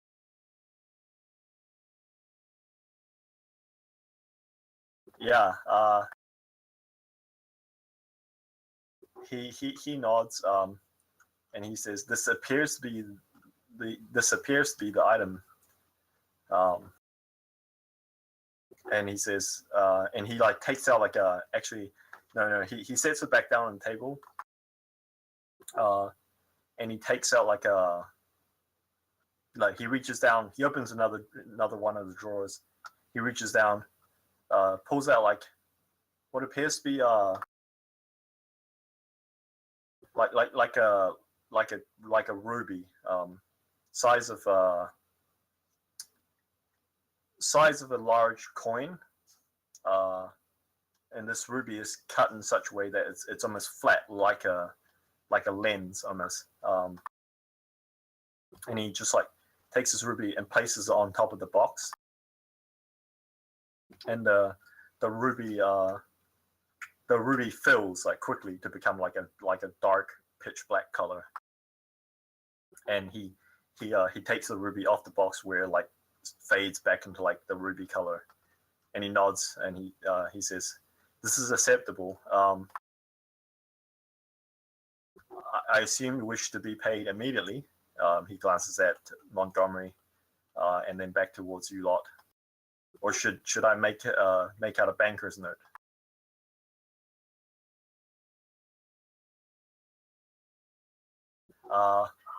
Montgomery glances at you lot.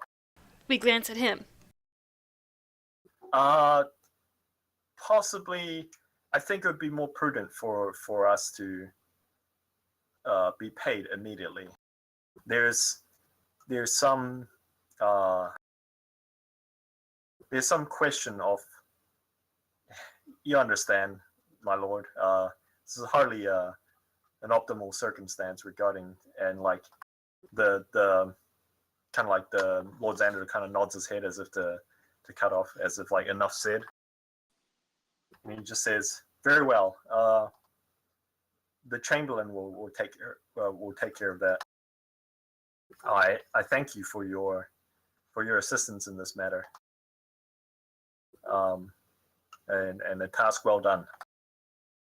Hey, Kev, can you remind me specifically what the old gypsy woman told me? The gypsy woman told you that you lot had arrived too early, and to return to her once you've opened the box, and once you've opened the box, to return to her once you've opened the box. Okay. Does it seem like he's kind of trying to get rid of us at this point? Yeah, no. He's basically like, thank you for delivering this. How do you wish to be paid? And then you guys said paid immediately with currency, and then he says, yes, okay, very well. The Chamberlain will take care of that. Okay, and whenever he's kind of done with his talking bit there, I just want to stop and say to him, are you going to open that? He glances at you oddly, and he shakes his head and he says, the box hasn't been opened in 400 years. Is there a reason why?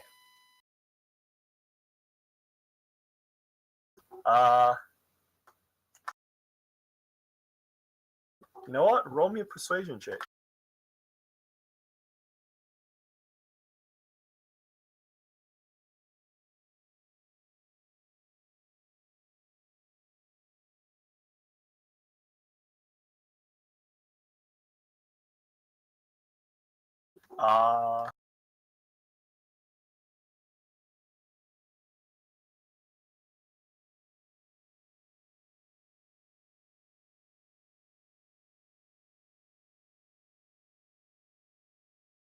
He glances at you, kind of like, I won't say severely, but like seriously. And he just says, the contents of the box has been locked within under the orders of the Empress, Her Serenity, and are not to be opened. And do you know what's in it? He says, he looks at you like locked eyes, and you can swear for a moment, like it's like a very serious face, right? And for a moment, you see like one corner of his mouth like tick up, in kind of like a grin, and he says like, yes, I'm sorry, that's all the time I have for you today. So once again, Thalia will be very polite and go thank you for your time, and we hope this brings a measure of comfort in Elvish. I rolled insight to see if I could tell if he was lying or whatever. He seems to be, I mean, it doesn't seem like he's trying to like deceive you or anything, but he's clearly not he clearly like, you ask him, do you know what's inside the box? And he says, yes, but he has clearly no intention on telling you. Yeah, I assumed not.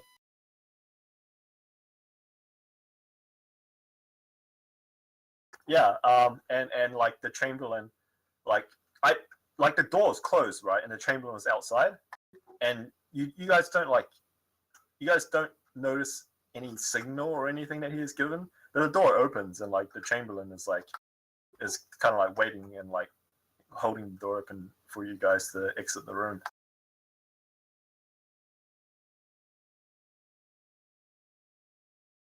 I would start to head out. All right.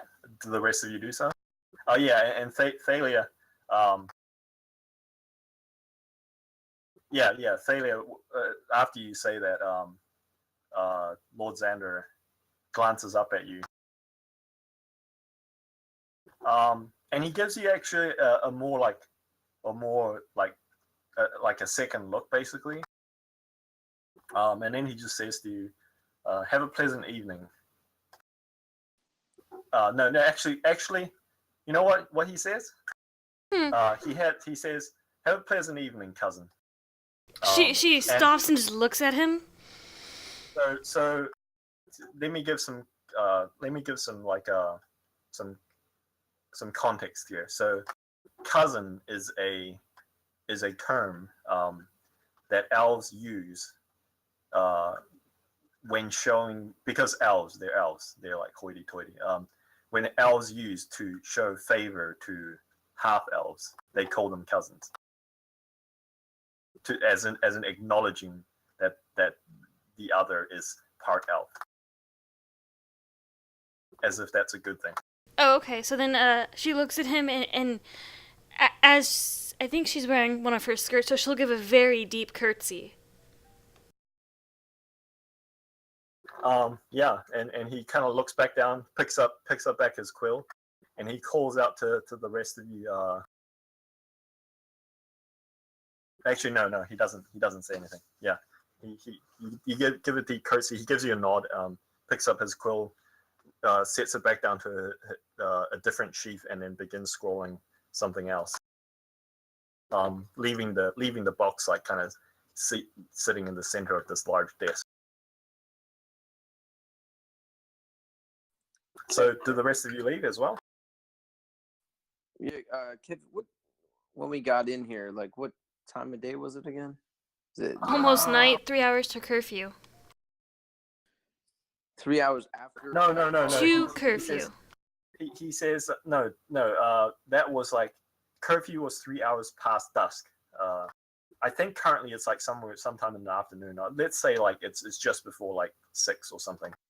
So I would leave, and on the way out, I would say to the Chamberlain, I would do that thing where I pat him on the hand again. And I say, "Excuse me, young man, do you know what time of day it is right now? I don't want to be late for my appointment." And he says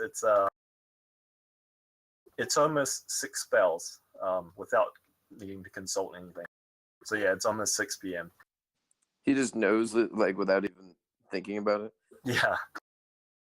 Interesting. Okay. And I would smile and thank him and keep. He must have that feat. Knows what time it is. Arthur will probably be the last one out of the room. He'll sit there and he'll study. I forget his name. Lord Xander. Yeah, Xander for a bit. And then after everyone's out, he'll kind of turn and walk and stop and look back over his shoulder and then continue out. Right, okay.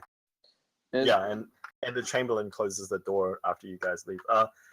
So you guys made a joke that it's a feat, but it's probably more a class feature, right? I really think there's a feat where you always know what time of day it is, or that you always know which way is north. There is. As I'm walking back out, I know there was a lot of pictures and whatnot. Yep. And other historical type, either artifacts or just whatever. So I would like to not linger, but as I'm seeing stuff, see what I can learn about them when I think back to history and what significance some of the things might have. Yeah, roll me a history check. Oh, nice. Keep in mind, you always know the number of hours left before the next sunrise or sunset.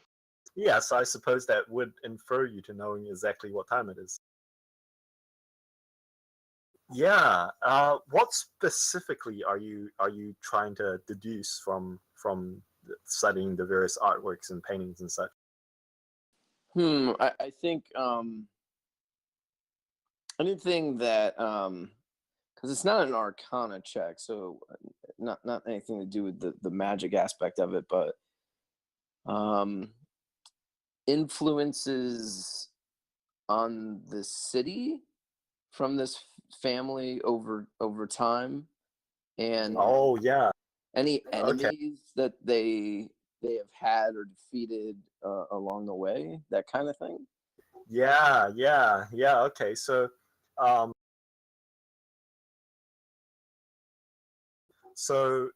like the details are vague, like super vague, because it happened over 600 years ago, and the elves don't really speak of it that much.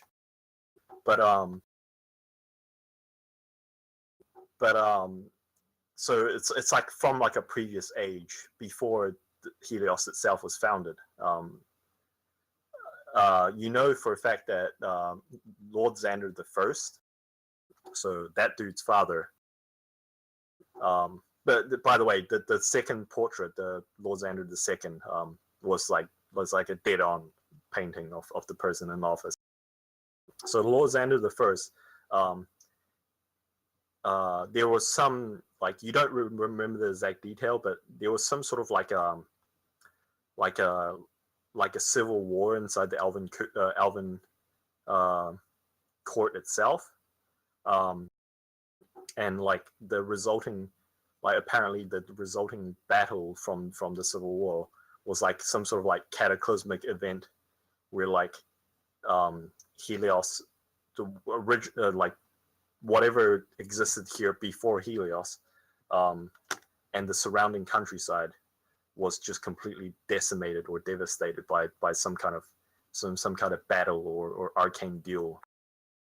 But you know that Lord Xander, like you've heard the stories, like vague stories of like Lord Xander and like similar to quote unquote like a party, what you would think of as in D&D terms as a party of adventurers, with Victoria de Royal as one of the party members, kind of like pushed her claim for the throne, and successfully overcame the opposing party and kind of like installed her as the Empress of Helios. And that's the reason why House Alexander is of such a prominence in the city, is because they literally like were her supporters before she was Empress, and therefore like they have very, very like close ties and bonds that go beyond just the simple noble house intrigue politics. Like there's actual like personal connection there. Okay. And I mean, I don't read Elven, and there's only so much I'm trying to learn from, In fact, pictures, and tableaus, or whatever. Let's expand this a little bit. Just to be interesting. Like, we'll say that because of your 25 roll, like, you remembered that you didn't think much of it at the time, but now that you're examining the other portraits and stuff, you notice that inside the office space there was upon one of the wall. Actually, no, it's the mantelpiece. It's over it was over the fireplace. There was like a group, like 4 or 5 elves, in various attires, like young elves, like adolescent elves, in various attires. The classic Vox Machina mock-up, except they're all elves. There's like the rogue, the wizard, the fighter. They're all in various like adventurous garb, and they're all in like a team action pose. Oh, and it occurs to you now that like one of them looks like has the facial resemblance of Lord Xander, and another one you could swear was like a youthful version of a particular lady that you see everywhere on coinage.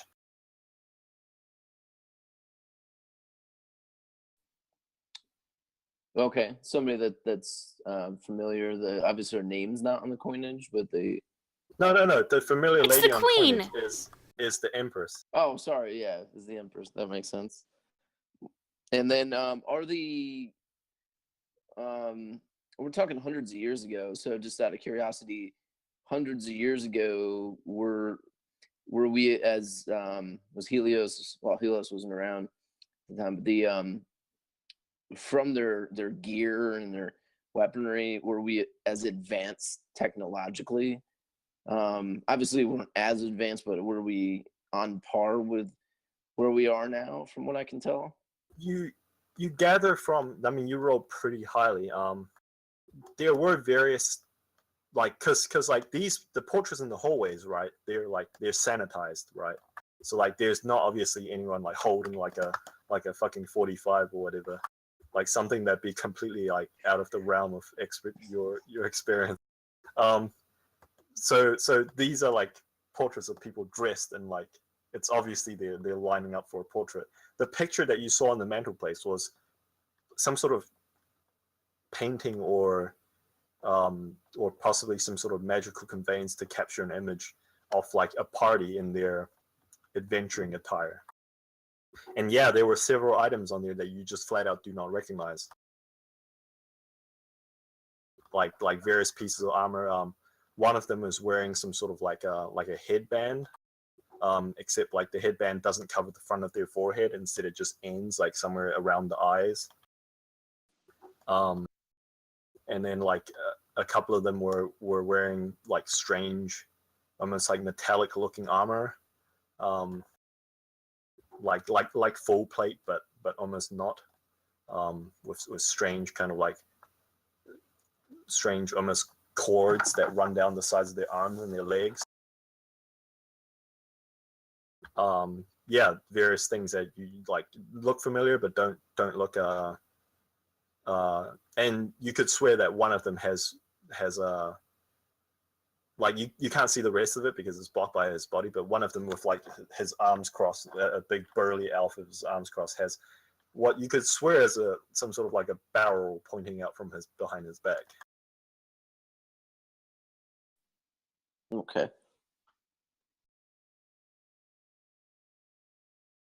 That was pretty cool.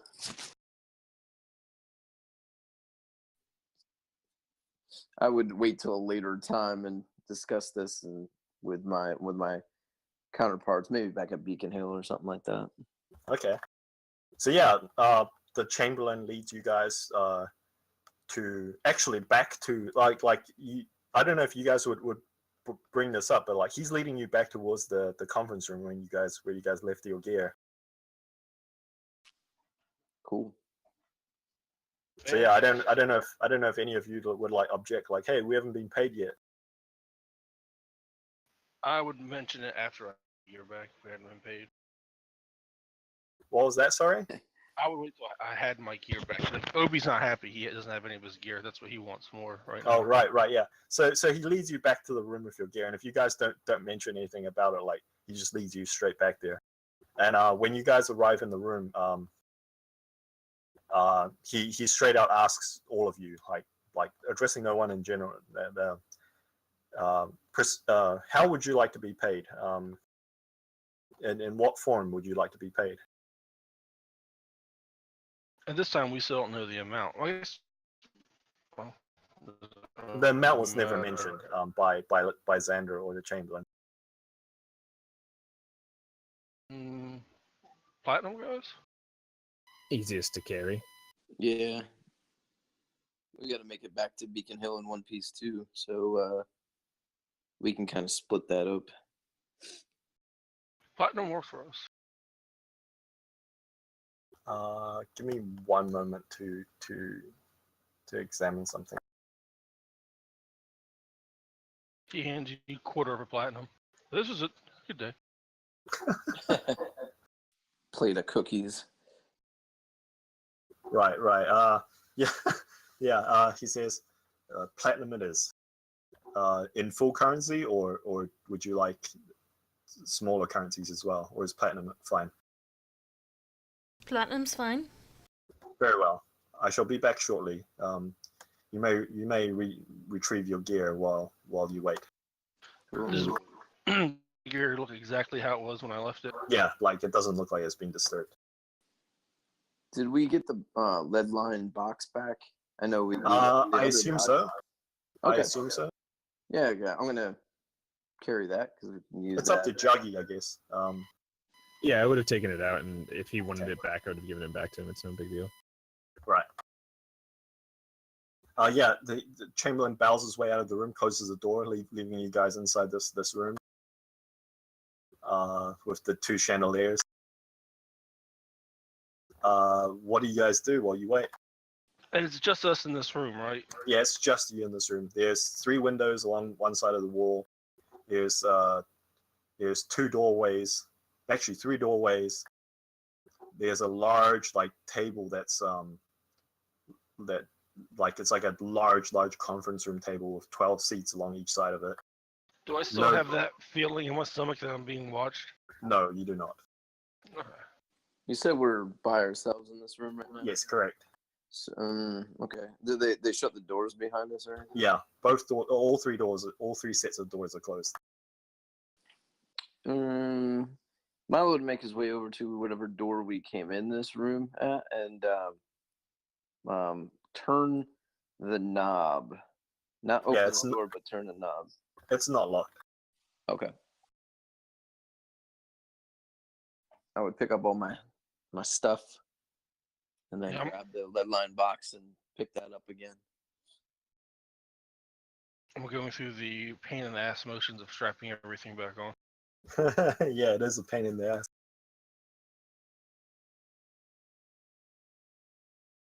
Gotta be easier way. You just need that magical cloak of holding. Where Yeah. you can just draw out like a million pistols and just fire them and drop them on the ground. I just need them to like sew a bag of holding in the inside front pocket of my coat. I just imagine that it's like I don't know if you guys have seen the comic Cloak and Dagger. Yep. It's like Cloak, where the inside of his cloak is like an interdimensional space. Yeah. And inside that is just like the Matrix armory. Yes, exactly. And you just like pull out a pistol and like fire it and then just drop it because you don't need a reload. You just pull out another one. So and then good. by the end of the battle, you're just like standing this mound of like handguns like that are like up to your waist. No, yeah. Anyway, yeah. So, you guys, finished donning, re-gearing all your armor. All your weapons and stuff. Checking to make sure that like no one tampered with it or it wasn't disturbed. And yeah, it doesn't seem like anyone tampered with it. In fact, I don't know. Roll me an investigation check if anyone's curious.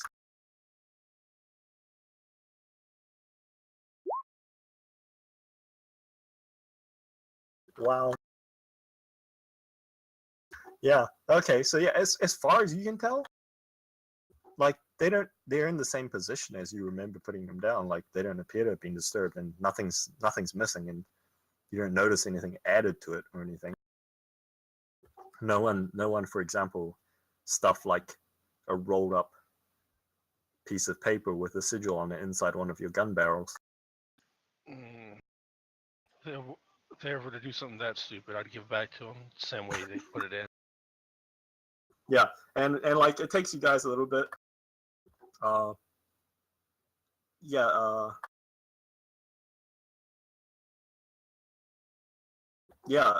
the Chamberlain returns. He returns with a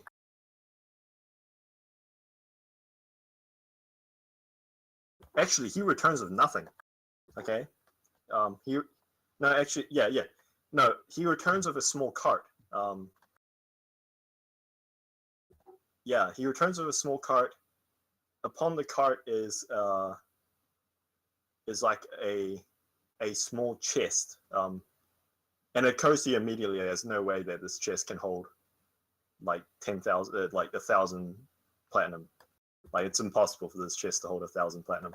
Like in fact, you're kind of thinking through the logistics of like how to split this platinum to like so that each of you are carrying a portion of it, because like 1,000 platinum, well, not 700 platinum is significant. It's like a sack of platinum basically. Yeah, and he returns with a chest that's too small to be holding all the platinum, and he like sets it in like basically in the room, and he like opens the chest and says, "Your payment." And inside the chest is what appears to be a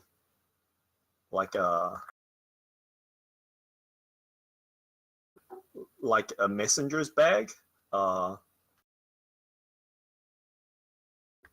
a laptop bag basically.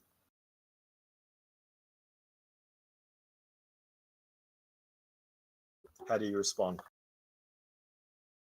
Thalia looks in the bag. You look in the bag is empty. Oh, it's not empty, it's like it's pitch black. Is this what I think it is? Yay. Would we know what it is or no? I've asked around for one before. I didn't have enough gold Yeah. to buy one at the time. I mean, you don't know for sure. Well, Milo knows for sure, but you don't know for sure. But you think that it might be a bag of holding. Do we get to keep the bag? The Chamberlain like kind of glances at you, as if to ensure if your question is being serious, and then he just says, "Yes, you may keep the bag." I'm gonna fight all my urge to yell dibs and grab it. Milo's gonna put the lead box inside that bag. Yeah, it's a bit of a tight fit, so it's so here we go. It's not as big as a bag of holding. Like the opening isn't as big as a bag of holding. Oh. If it doesn't It's, fit, he's not gonna try to, he's not gonna. No, put no, it will fit. But I'm just saying the dimensions of the bag of holding is roughly the size of like if you were to stretch it out, it's roughly the size of like a shoebox, basically. How much is in there so we can know how much we need to split? The Chamberlain says there are 1,000 platinum within it. Okay. You may check if you're unsure. And he gestures towards the table and he says, "You may use the table to check if you're not satisfied with." And he like kind of like says this like with like a tone, like if you're not satisfied with our assurances. He'll look to whoever's holding the bag and just kind of raise an eyebrow. Actually, Montgomery actually steps in at this point and says, "Pardon me. It's not a matter of honor. We have a deal worked out to share the proceeds." And the Chamberlain kind of like ahs, and he's like, understood. Would you like a moment alone? Montgomery glances at the rest of you as if like, do we want a moment alone? You could stay if you have nothing else you would like to do.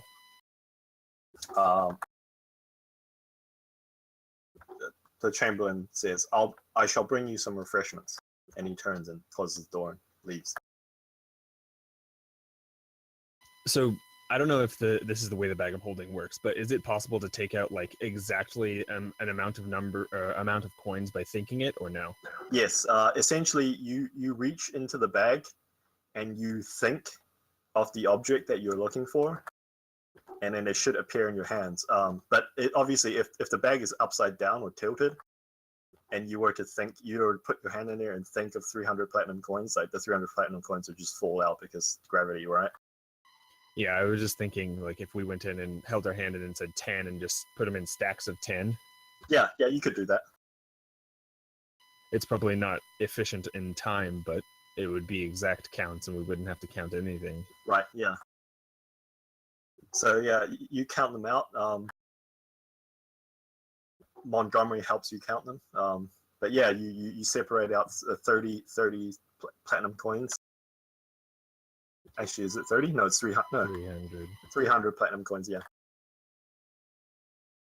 And Montgomery kind of like grimaces. And he says, "I'm not entirely sure how I'm going to carry this, but I'll figure something out." And he like starts like basically like stuffing platinum coins. Thalia will offer, if you have a bank, we'll walk with you to the bank.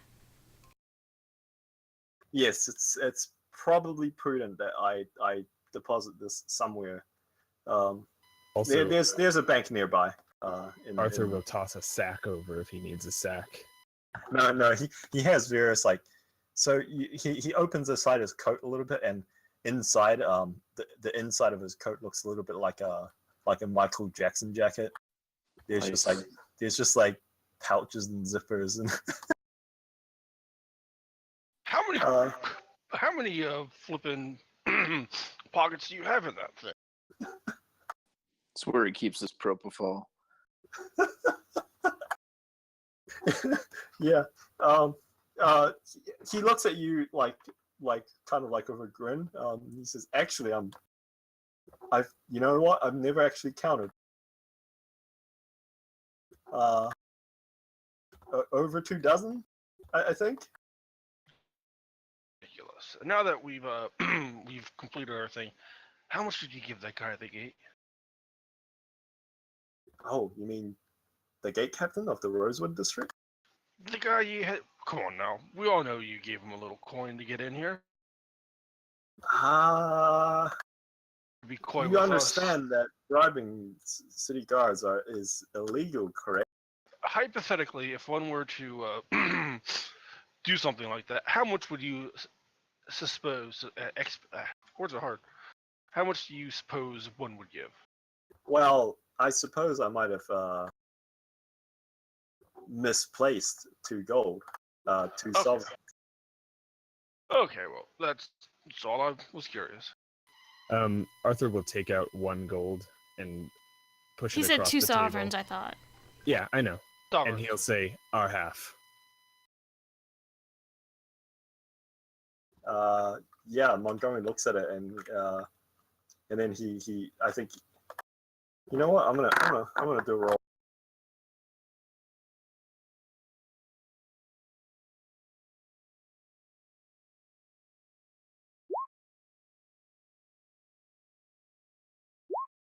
Yeah. Okay. Yeah. So he takes it.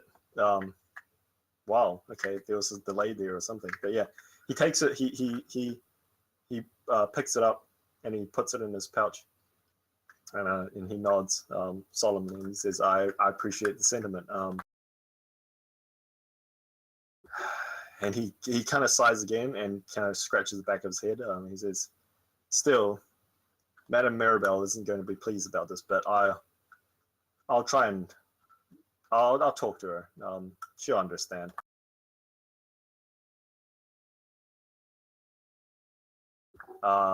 Yeah, and he nods and he says, "Now," and like he nods, and as he nods, like his entire like person like jingles a little bit because he has coins stuffed in like various pockets throughout his body. Yeah. And he gestures towards the rest of you and says, and yeah, and I think at this time, the Chamberlain comes back in and he's got like a tray of like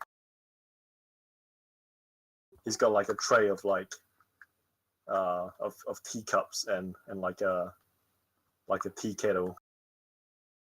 Thalia goes over to help him with the cups at least.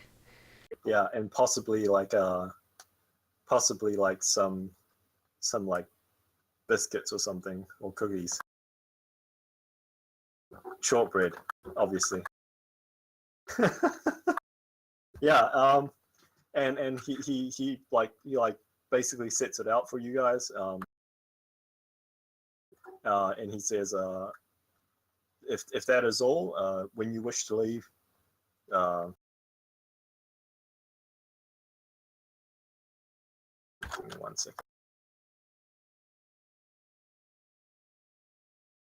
One moment while I derp and derp and derp.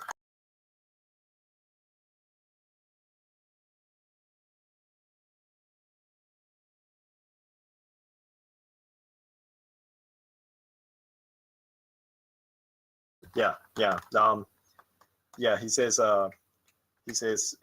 when you wish to leave, please signal. And like he takes out, he reaches into his like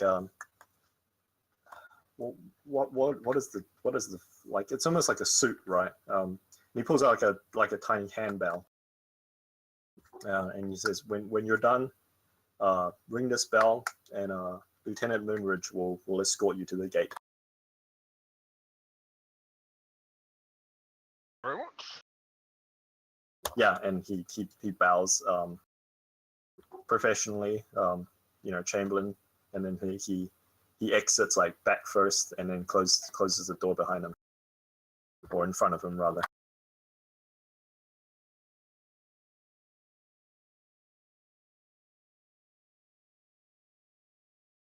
So what do you guys do from here? I recommend us getting back to Beacon Hill so we can store our money without getting possibly jumped. That makes fine sense to me. Do you want us to join you, Montgomery, or are you fine on your own? Possibly as far as to the bank here in Rosewood District. Of course. Yeah. And yeah, when you guys finished your tea and cookies, you ring the bell. There's an elven woman dressed in the livery of like, not in armor. Like she's not dressed in armor. She's just dressed in like a guardsman, like a retainer's livery. She's got like a, you know what? Fuck it. She has a katana down her back, like blade. Nice. But apart from that, she appears to be unarmed and unarmored. And she says, ready to leave? In Elven, actually. So I think only Thalia understands, right? I think so. Yeah, Montgomery actually speaks up and says, pardon, I don't think my companions speak Elvish. And she repeats herself in common, like, ready to leave. Yeah, and so she escorts you to the gate. On the way out, I just wanted to. She may not answer, whatever, but Arthur will say, "You left us alone for quite a bit of time. What kind of surveillance do you have on your items and things?" She glances at you, like assessingly, like critically, as if to gauge like why you're asking, and then she says, I assure you, security precautions have been stepped up since the incident a couple of weeks back. You were under no danger at any time. No, it was just curiosity for curiosity's sake. Yeah, and she kind of like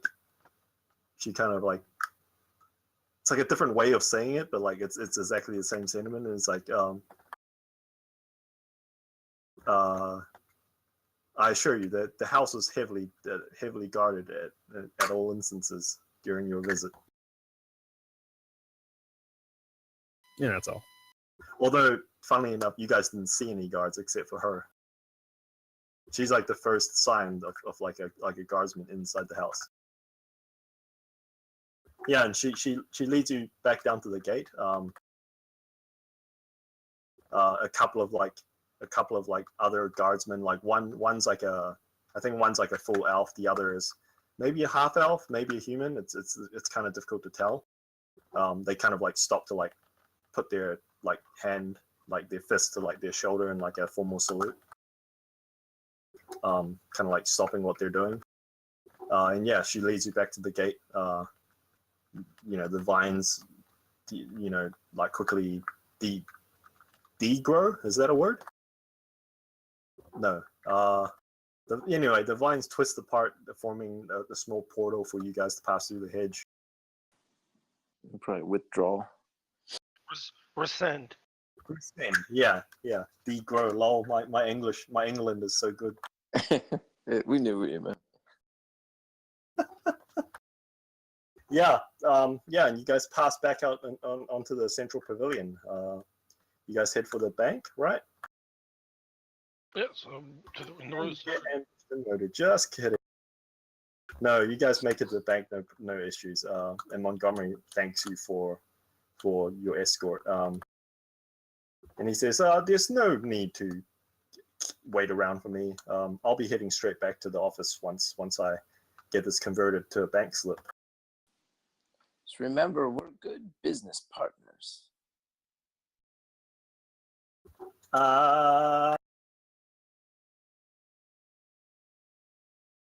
We could have done that without including you. I think we've said enough. Let's just be on our way.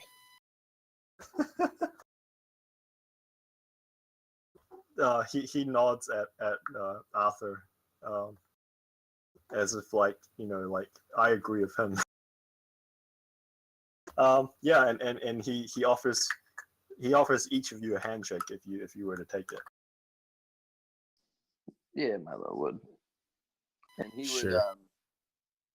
but when he would shake his hand, he would with his middle finger he would tickle the inside of his hand. Okay. You get an odd look. It's a special gnome handshake, and he would walk over towards Beacon Hill. I had to shake his hand and just kind of shrug my shoulders at the old gnome. Yeah. You get an odd look like, is this guy playing handsy with me? Anyway, yeah, you guys leave him at the bank. You head back towards the gate that you entered from, correct? I believe so. You do notice this time you're not being followed. I won't even make you roll for it. Like it appears that the plainclothes officers are no longer following you around. Cool. Now that we've left their fancy area. No, I mean on your way back to the okay. gate passing to. Do you guys hang around the Rosewood District anymore, or do you go straight back to Beacon Hill? I think Beacon Hill. All right. Are there any shops still open, or are they all closed for the night? They look like they're packing up. I can't think of anything I absolutely need. And you notice actually you notice an oddity. They look like they're packing up, and the majority of you're walking down the street, and 90% of the traffic is going the direction that you are. There's just like carriages. There's I think like there's an abundance of carriages. In fact, this is probably the closest thing in the city that you've seen to like not really a traffic jam per se, but like just like heavy congestion. Like it seems like at around like six-ish, the nobles leave their district to go out for a night on the town, and then they come back sometime before midnight.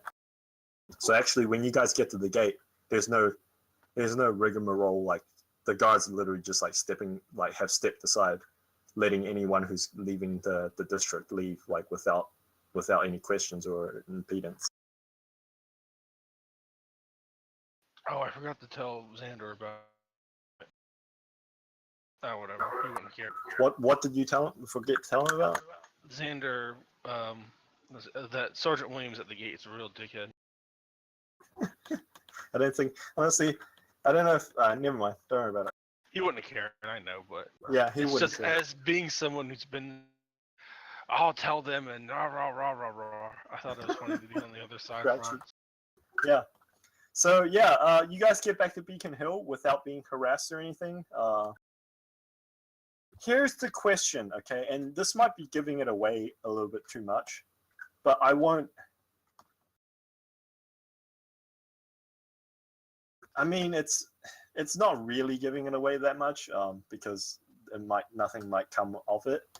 But do you guys go straight back to Beacon Hill, or do you guys do the circuitous, duck through the alleyway, circle around the block? Protocol, man. We gotta lose our tails.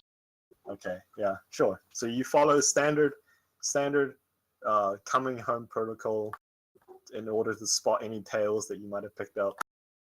Yep. Roll me perception. I'm gonna stop at the butcher shop to get Marmaduke one of those.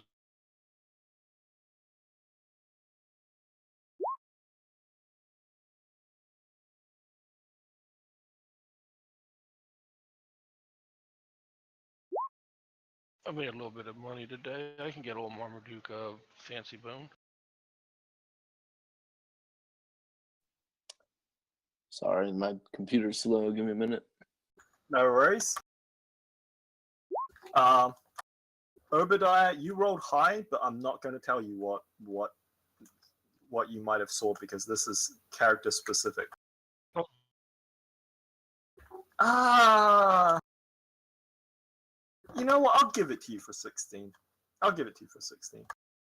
While he was buying a big bone or steaks or whatever, or shanks for Marmaduke. For a second, you thought you were being watched, Milo, and you like turn to see who's watching you, and you catch like the hem of like a dark robe, like retreating back into like a space between two buildings. I would whoever is closest to me, it doesn't really matter. I would put their my arm around their probably waist, because I don't think you can really easily reach their shoulder, and smile and mention that we're being followed by somebody.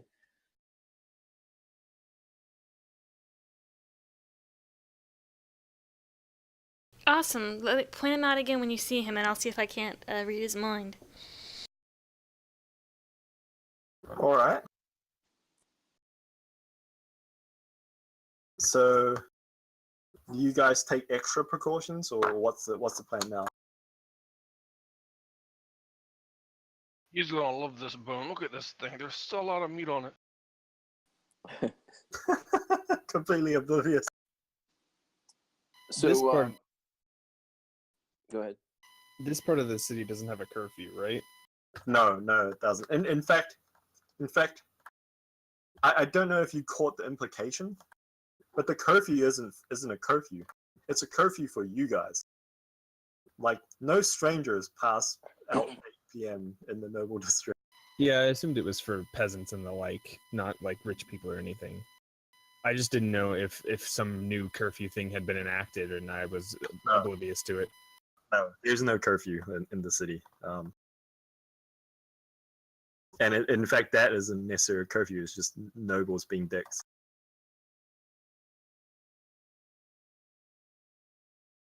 Yeah. So what's your plan now that Milo has told you guys that you guys might have picked up a tail?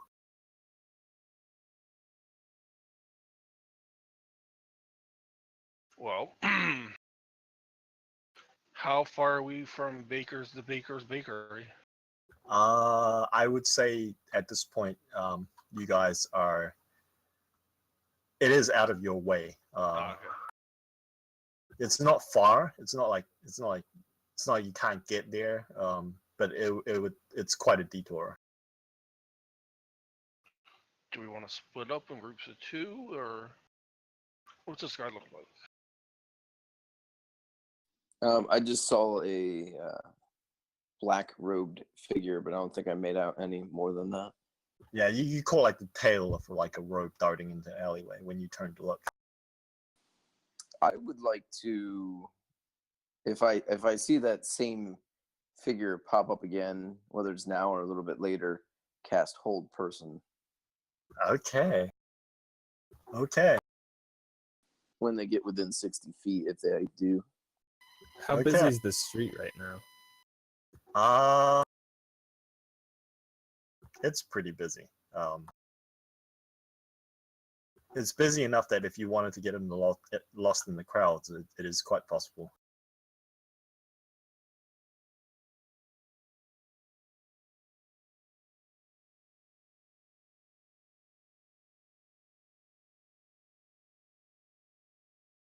Well, I'm gonna go in and have this guy wrap it. Didn't have it wrap it because I thought we were heading back, but I don't want this leaking everywhere. No, I don't think he would have sold it to you without like double wrapping it in glazed paper. I'm going back in to buy a steak for myself. It didn't really occur to him to buy himself a steak till he got out, but he had a good day. I like. I mean, like literally, you are rich enough now to like buy the fancy eye fillet. No, I'm not doing that. I just want a nice cut of meat. Do we know of any magic shops around here?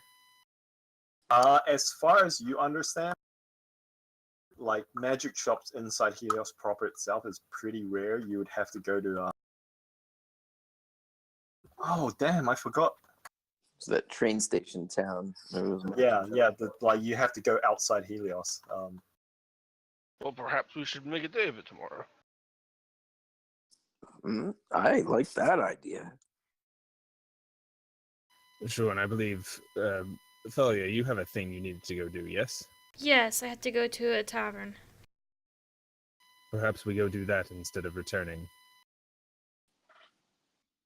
Not a bad idea. It's the net kickers. Remember we wrote that note to go meet him? Yep, you sent the lady that you guys quote unquote did not kidnap. Well, I'm just saying this out loud. Do we want to go to a bar with this much stuff? It's in a satchel. It's in a bag of holding, yeah, or it's in a satchel of holding. If we don't throw them off our trail at some point, we may not have this bag for very long. Very well.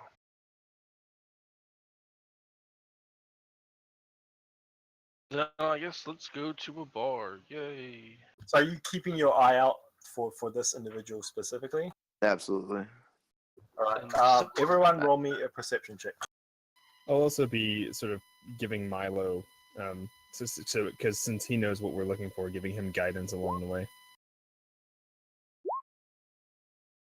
I will roll a one. No, that doesn't matter. I'll give Milo advantage, but I will roll. I'll roll a check because, like, unless you're literally giving him guidance every 6. Oh no, it's concentration up to a minute. Never mind. I forgot about that. I thought it was like every 6 seconds. Never mind. So yeah, I think Obi, and this time, now that you've pointed it out, like specifically what you're looking for, like dude in a dark robe, Obi, and to a certain extent, like Arthur, you spot a little bit like you see Obi kind of like glance in a specific direction, and you glance that way as well, and you see Obi is looking at, like, yeah, it's clearly some, at least it fits what he's describing, like a man and a person in a cowl, and like a dark robe, with like a hood, like a deep cowled hood, standing on like a rooftop, like the top of a building, like overlooking the street that you guys are on, about like a block back. Do these look like wizard attire or like assassin attire? Yeah, you get the sense that it's like wizard attire. And when you guys go, hey, is that who you're talking about? Pop up, and like Pop up turns, like the person like kind of like steps back and like ducks down. Do I? Yeah, you catch a glimpse of the person. And yeah, it occurs to you that you've seen a similar attire before when you were exiting the magic shop, down up the river. Do you think this has anything to do with that book you found? Not that I know of. I don't have the book even on me.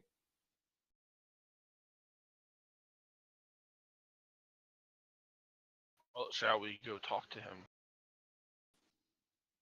Well, I can't think of any reason some sort of wizardy boy would be after me. I had said, did he duck away quick enough where I couldn't have cast my spell?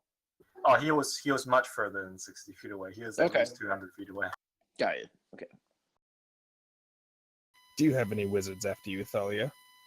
Not that I know of. Only romantically. This could be one of your stalkers. Go set them straight. I motion like hitting someone in the head with the club. Oh no, I have others that do that for me. Righty.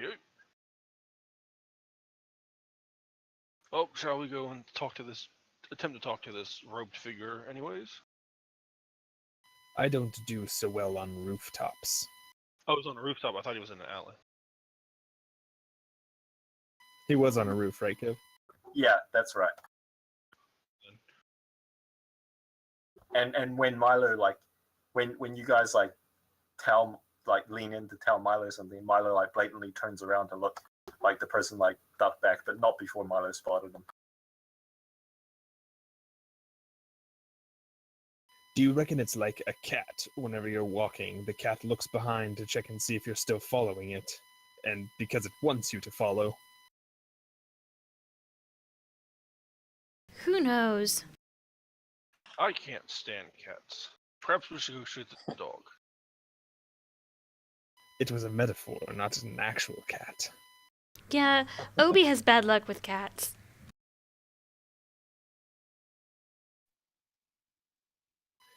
Did he appear further away this time or closer? Last time, he was much closer. Like last time, he was within the range of 60 feet of casting distance, but Milo, like, didn't react fast enough to see him, except for like the coattail. Is there a chance this could be a different person, or we see enough to know anything besides the black robe? No. The most distinctive feature of this person. Well, he's obviously not a dwarf. Obviously not a halfling or a gnome. It's like full-size person. But apart from that, it's just a person dressed in a dark black, like a black or dark colored robe with a deep cowl. Right. You haven't been doing illegal magics, have you? No. Everything I've learned that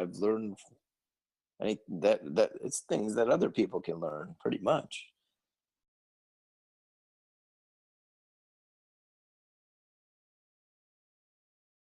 Seems legit, right?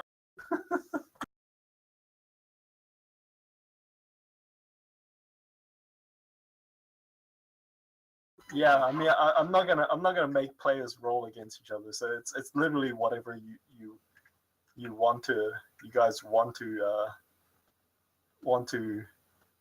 give off or perceive it. It's up to you guys. I'll let you guys RP out the situation. Well, what I say is, Pop, if you have some shadowy robed figure chasing after you, I hope you don't mind when I say I would like to hold the satchel. No problem. Is Arthur still in his armor? Yep.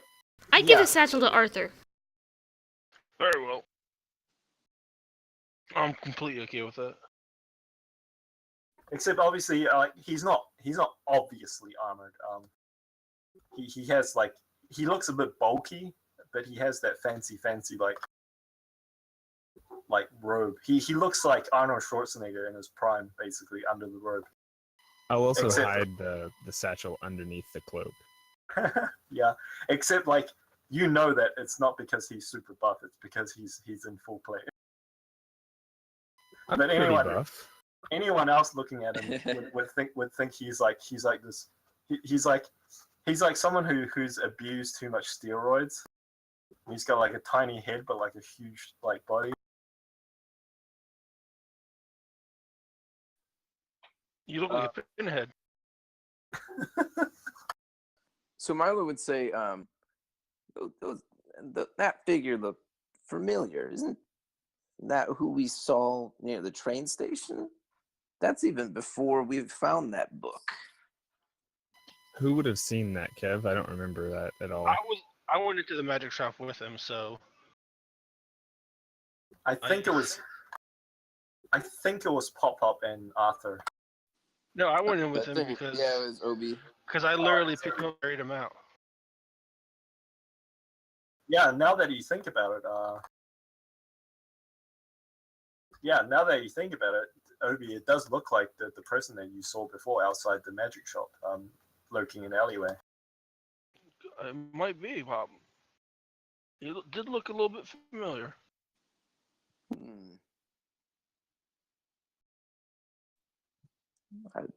I for one would like to talk to them. Well, now there's another reason we should go to this shop. Agreed.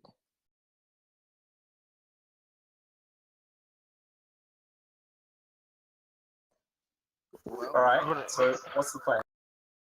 I guess in the meantime, let's go find Athalia's dragon friend. All right. You arrive at one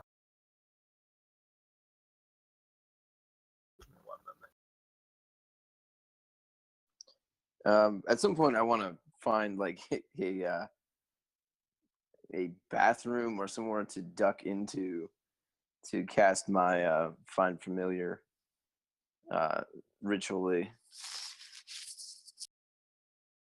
So you go into a bathroom and you spend 10 minutes in there while there's Not a- weird, He's an old man. He weird- has an excuse. there's That weird like must have really thumping and- affected him. He orders prune juice before he goes in. Like if we're in a bar, that's what he orders. there's weird like bumping and then like weird like sing-song chanting coming from the bathroom. And there are people like glancing like impatiently like, what the fuck's that person doing? What's he taking so long? His legs are dangling over the side of the toilet. He's an old man. Yeah, so okay, you go into like some random inn somewhere. You Whatever Yeah. makes the most sense for the rest of the group. I think we were ducking into a tavern, right? yeah, That's yeah. our next place anyway. So yeah, you guys finally arrive at the Battered Blade Inn. It's not really a tavern per se, but like it's more like a dining establishment where they serve alcohol. Yeah, and yeah, I think Harper is here. I think you like synced it up with his schedule. When you walk in, he clearly he's on stage playing a harp. He clearly sees you, Thalia, and kind of like gives you like a solemn like head nod as if to acknowledge your presence. But he continues playing. What do you guys do? Like find a table? Yeah. Okay. You're meeting here with the Neck Kickers representative, who you called out. Kind of. Do you guys remember what the contents of the message you sent? No clue. God, if I remember. All I know is that we wanted to talk about the. I don't remember. Oh, wasn't it like something to do with the butcher, or possibly? Probably. Yeah, you guys heard a rumor that the Net Kickers knew whereabouts the butcher was based. You guys went to investigate, and they kind of gave you shit. And hostilities broke out, and you guys kidnapped someone. You murdered like 2 of their guards, and then kidnapped someone. And then they sent like Kidnapping, such an ugly word. We borrowed someone for a couple hours. yes, after murdering a couple of their companions. They attacked us first. And then when they were trying to prevent you from borrowing one of their companions, you set off a snowball IED landmine that blew 2 people to bits. I did no such thing. I was prepared to shoot both and have to. Yeah. You glance around the inn after you settle in. The tavern, the innkeeper comes over. The matronly old lady, who other patrons are calling Amy. But like, she takes your order, blah blah blah, brings you drinks, etc. I'm not gonna charge you for it. No. You guys cook Yeah. food here? Weird question. I just purchased this steak. Would you be so kind to cook it for me? I will pay for you to do that. Oh yeah, no, yeah. She says, oh, my husband specializes in steaks. You've come to the right place. And yeah, she takes it on like a plate, and then like she takes it to the back. Actually, first she asks you, how would you like it done? Just a step above rare. Very well. I'll be back shortly. Yeah, and you guys glance around. There's no one wearing Netkicker colors.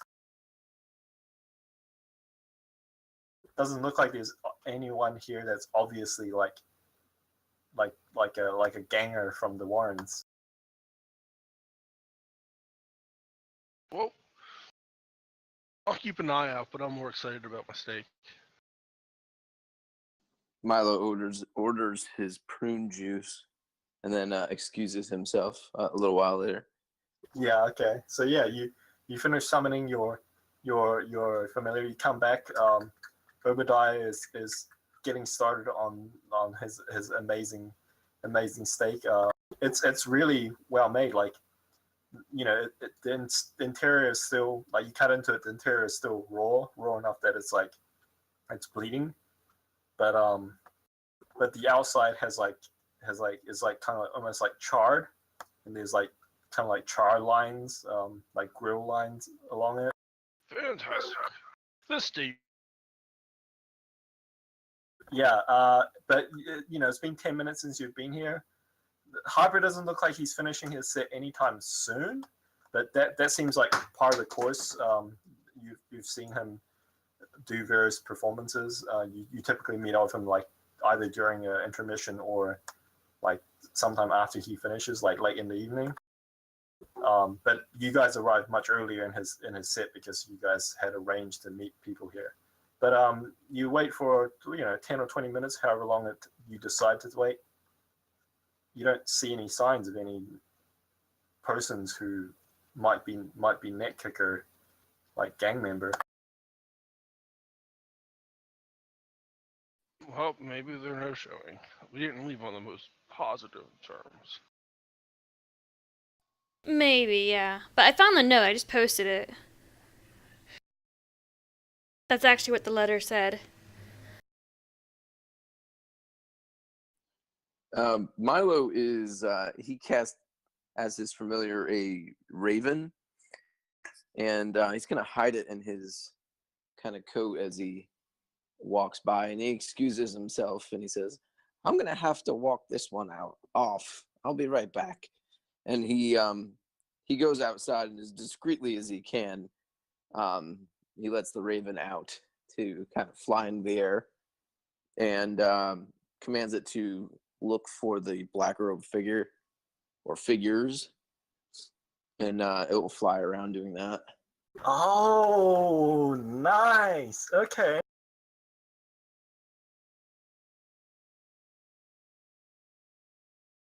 Roll me a perception check for your raven. All right. That's really, really clever. In fact, I'm gonna give you inspiration if you want to use that. Cool. Yeah, I might as well use it right away, right? Yeah. So I guess I would use, it's actually my perception, I believe, because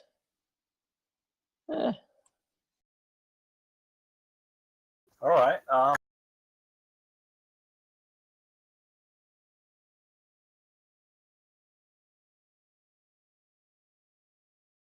right, here we go. So your raven catches, like, circles around. I don't know how long it goes for, but how long do you guys wait, by the way, before you come to a decision on what you're going to do next? Thalia will wait here for 2 hours, but the others are welcome to leave anytime. Well, it would feel odd leaving you here by yourself till we all leave, because we were supposed to meet them here, and they may be waiting for us outside. Oh, I'm not alone. I got Harper. I'm still gonna wait. Milo would wait. Strength in numbers. Right. So your raven patrols the district in expanding searching circles.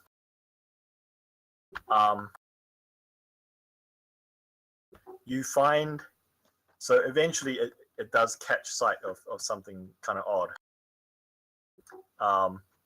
And you find yeah, you do find the cloak figure. The cloak figure is in an alleyway about like across the street, like nearly around the corner, with a semi clear line of sight to the front of the inn, but like far enough away that he's literally across the street, like down to the corner, and then like he's like on the opposite corner in one of the alleyways. And he appears to be speaking with a gnome, in a dark robe. He's not short enough to be a halfling. He's not wide enough to be a dwarf, so it must be a gnome, right? Both in dark robes. Yeah, Same both in in dark similar dark robes, and they're speaking with each other in like a low tone. Your raven isn't close enough to overhear what they're saying, unless you want to get closer. And they're in an alley, not on the roof. No, they're not on a roof anymore. They're in an alleyway. I would send the raven up to fly above them and land on like the corner above them, like in the alley, not like on ground level or anything. Okay, are you trying to get close enough to overhear their conversation? Yeah, just close enough to hear, not to. I'm trying not to alert them of even the raven's presence, but close enough to hear. All right, roll me a stealth check. All right. And I think this would be the raven stealth check, right? Yeah, I'm just looking up its stats right now. So it's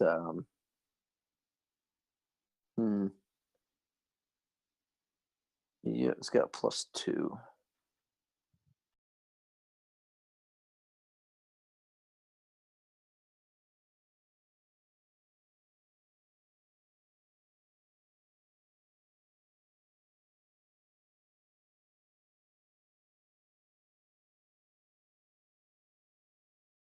There you go. I'm gonna roll something.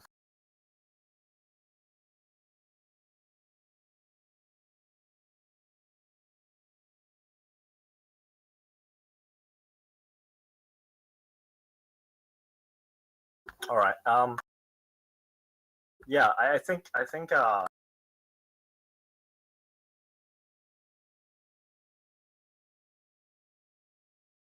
what languages do you speak? Gnome and Common, I think, are the only languages. Let me double check. Okay. So you understand the language. Yeah, no. Sorry, you recognize the language, but you don't understand what they're saying. They're speaking Elvish, and the gnome is speaking Elvish. He says something, and then like the tall figure says something back, and does so in a feminine voice, so it's clearly female. And then for a moment, no, she says something back, but then cuts off halfway, and then she glances up, and you catch like your raven catches like the lower half of like a feminine jawline, like obviously no beard, whatever. And then she says something in like a clipped tone, and steps backwards into the wall. Yeah, she steps backwards into the wall and then just vanishes. And then the gnome turns, walks a few steps down the alleyway, and there's like a crackling pop sound. And he vanishes as well.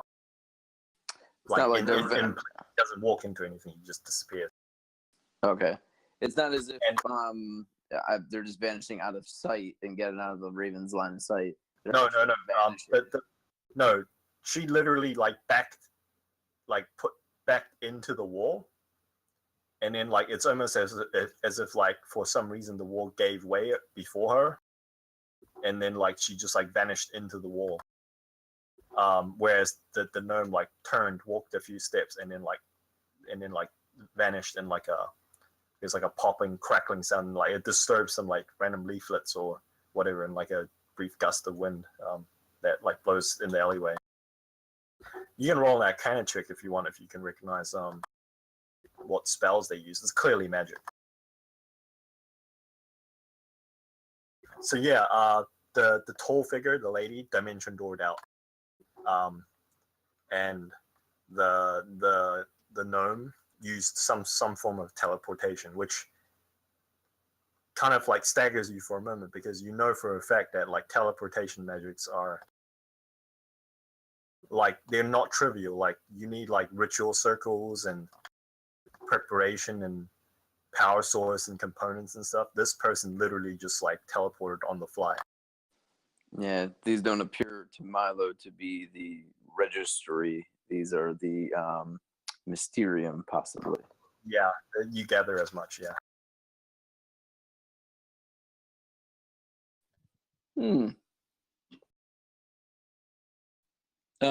Yeah, Milo would he would command now that they're gone. He would keep it on the lookout for any more figures, but also for any I don't think they would come into this part of town, the neck kickers, like in their full gang gear, but an eye out for any like tattoos that the neck kickers might have had or ones he might recognize. Any person walking around with like a laborer's shirt that's like 2 sizes too small. Yeah, unusual things. I don't know how the Raven can only understand so much, even though we speak telepathically, but just kind of on the lookout for things out of place. Yeah, okay, yeah. Roll me a perception check for yourself or the Raven.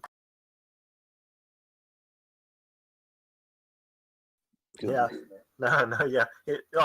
Like you tell it to look for anything suspicious, and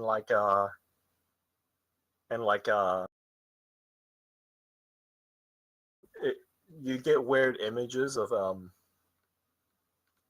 of like there's like a dog shagging a cat. Yeah, that is suspicious. And the cat seems like completely bored. Like it's just like standing there with like no expression while this dog's just shagging away. The handmaiden's tale.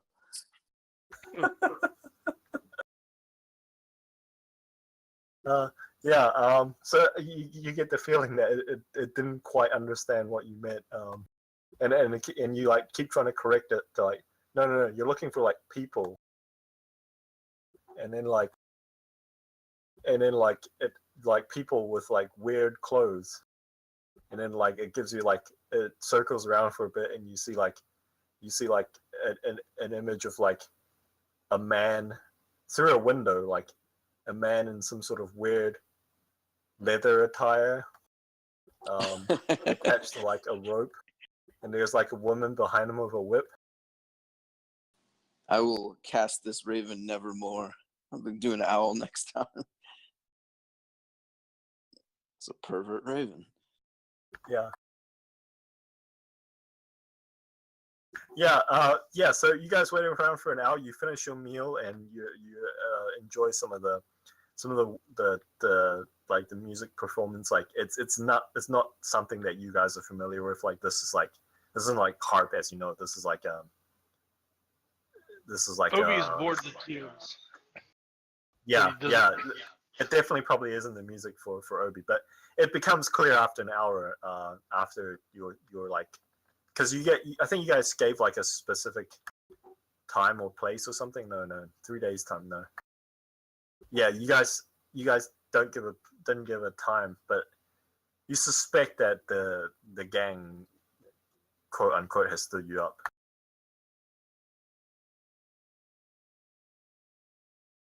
Like it doesn't seem like they're sending anyone. Well, Who knew they'd be untrustworthy? well, I have expected them to be outside waiting for us, so You might be right. I suggest. First off, Amy, is Amy around me? Like, can I wave her? Yeah, I mean she's in the general area, like taking orders and stuff like that. Ma'am, could you tell your husband he did an amazing job on that steak? It was perfect. It's the best steak I've ever had. Yeah. She turns and yells at Caleb. Someone liked your steak. Uh, yeah, and she relays the rest of your comment. Like you're just shouting it straight across the end. And you see someone like kind of like lean back, kind of like leaning backwards so that you can see him through the doorway. And there's just this what can only just be described as a rotund chef, and like a Hey, chef's apron. don't trust a skinny chef. Yeah, someone who clearly enjoys his own cooking, like just like gives you like a thumbs up, and then like goes back to his work. Fantastic. Well, I suggest we head Yeah, back. and Amy kind of grins at you and says, be sure to tell your friends about us. We would appreciate the business." And this is kind of like kind of like a rat hole place, right? It's Screw it. I'm going to slide her 1 gold. That's for the steak. It was fantastic. I will be back. oh yeah. She curtsies. Well, not really curtsies, but like she gives you like a broad grin. Do you guys allow dogs in? Because I have one, and who will want some of this? Yeah, and she nods and says, "I don't suppose, as long as he's relatively well behaved and doesn't disturb the other customers, I don't see why not." Absolutely fantastic. And I'll sit there, like lean back in my chair and pat my belly. Yeah. Okay, so yeah, what's the plan now? Now that it's become pretty evident that no one like is going to show up regarding the letter.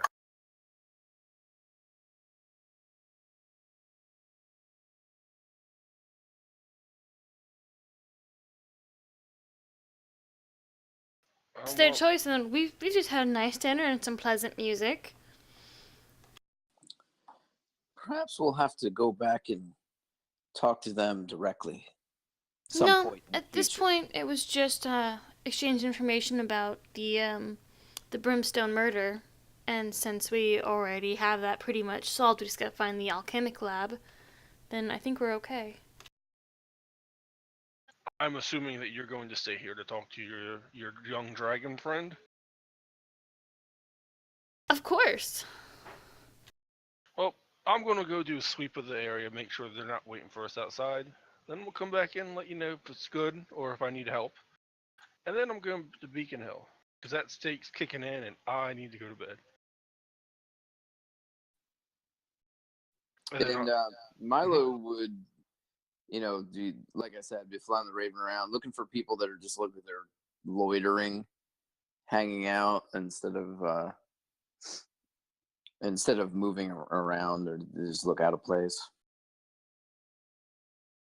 Yeah, your Raven sends you an image of two constables on a corner.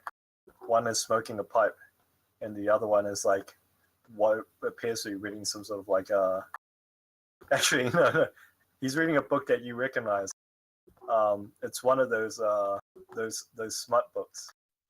Nice. Now we know what happened to him. Milo asked Thalia, would you, if he would like her to stay, him to stay with her.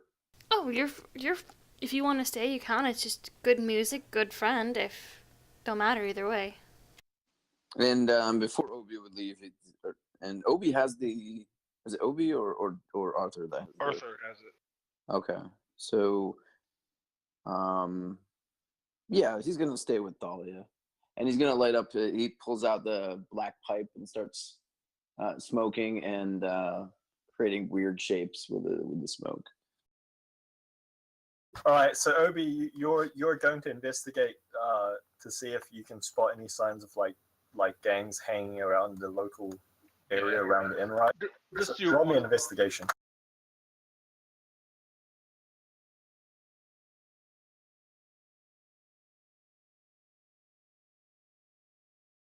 yeah, you search around the block a little bit, and like you look in some alleyways, look along like roof lines.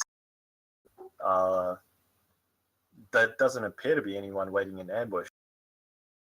You spot two constables on the nearby street corner, like not necessarily not doing their job, but being rather lax about it. One of them's like smoking a pipe, the other's reading a book. So you can read.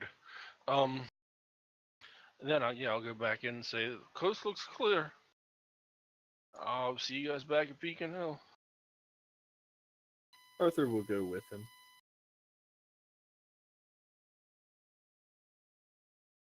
All right. So we'll handle Arthur and Obadiah first, because you would get back long before Harper finishes his set. And so yeah, you guys aren't harassed or anything on the way back. Do you want to roll perception checks to see if you're being followed, or do you want to roll stealth checks to like see if you can try and lose any tails if you do have tails? To see if there's anyone. Yeah, as far as you can tell, you don't spot, neither of you spot any suspicious people trailing you. You don't catch sight of any dark cloaked figures or any figures that like appear like you're looking for familiar faces, right? So like if you spot multiple, like the same person multiple times at different intervals, like it's clear that like even when you like turn corners and loop back around and they're still there, they're clearly following you, but you don't spot any persons that look overly familiar. Fantastic.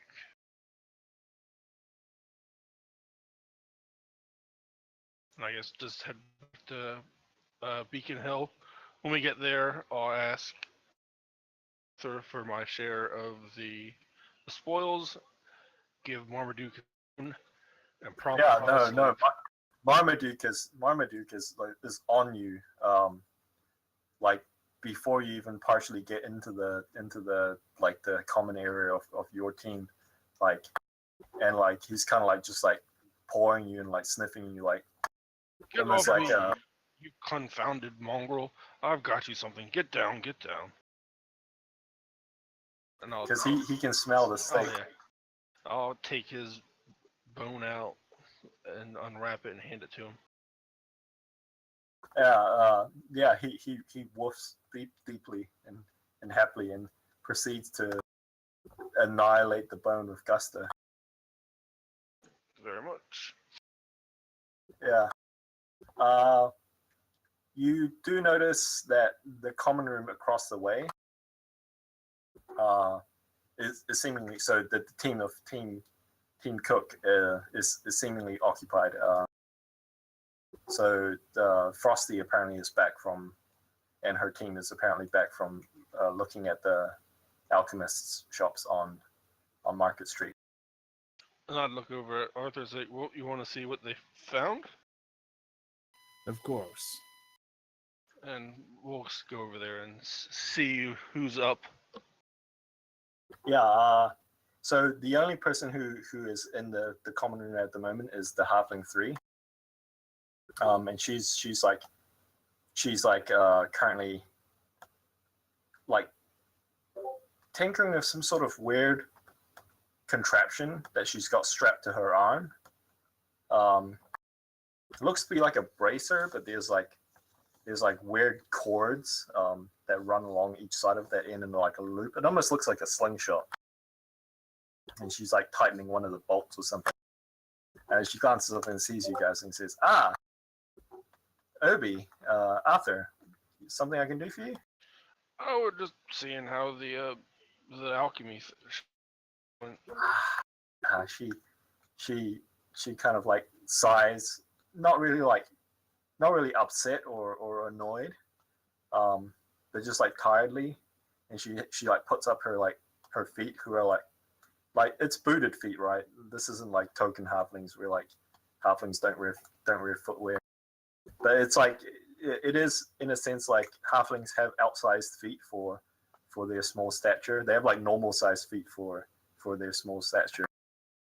And she just says, that was a lot of footwork and not much to show for it. We checked out all of the alchemist shops on Market Street, and it doesn't seem like, apart from a couple of shops who have some, dodgy dealings, don't appear to be hiding any kind of cultist's workshop or anything. You'll have to talk to Frosty about it, though. I think she spoke of someone. She was approached by some shady individual who claimed to operate some sort of underground illegal alchemist's shop or something. I get the feeling that it's drugs. Probably is. Yeah. She didn't speak to the rest of us about it. I think she's either speaking with Archivist Morgan at the moment, or she's speaking with Dolman. You'll probably find him in the library and gestures down the hallway. Thank you very much, Three. What is that contraption you're working on? It's a bow sling. And she gestures, pulling it back a little bit, and kind of twangs it. And she says, the damn bolt keeps coming loose. And you notice that the bow sling, quote unquote bow sling, looks like a slingshot kind of thing, but it's clearly designed to fire something that's long, and not a pebble or anything. I know gunsmithing isn't exactly the same as that, but can I take a look at it and see if I realize what she's doing wrong?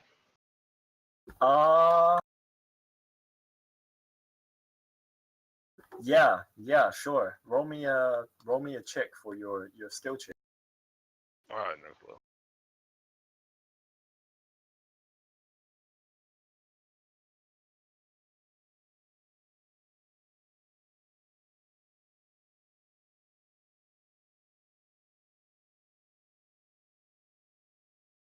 Yeah.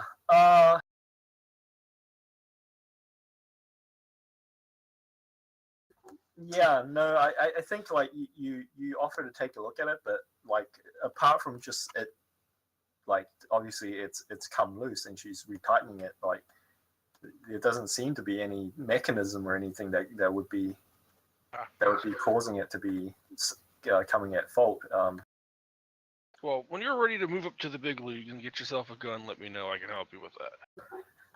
She laughs at you like halfling laugh.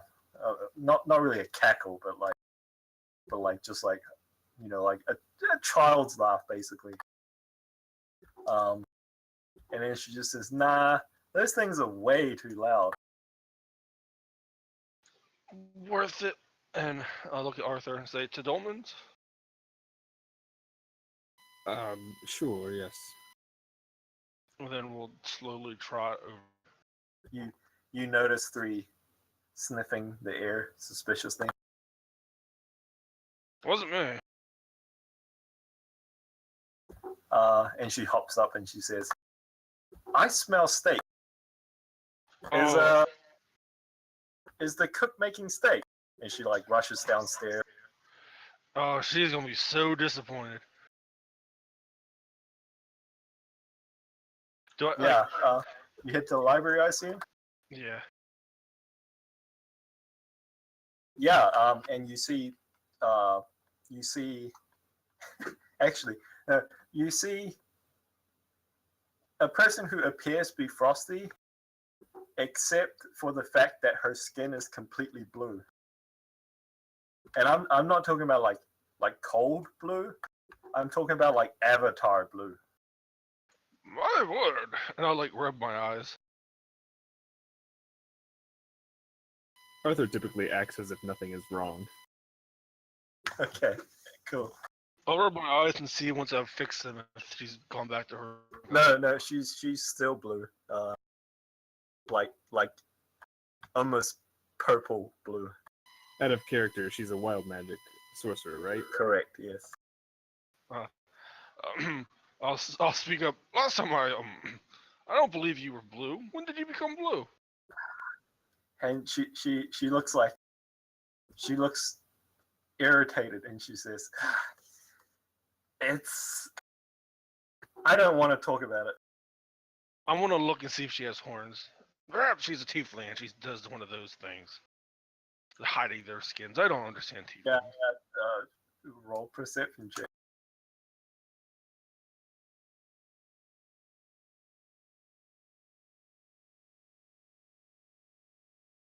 Yeah, White no. hair, right? I mean, she doesn't.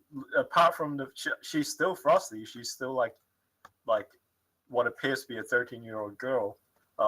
Except now she has like vibrantly blue skin.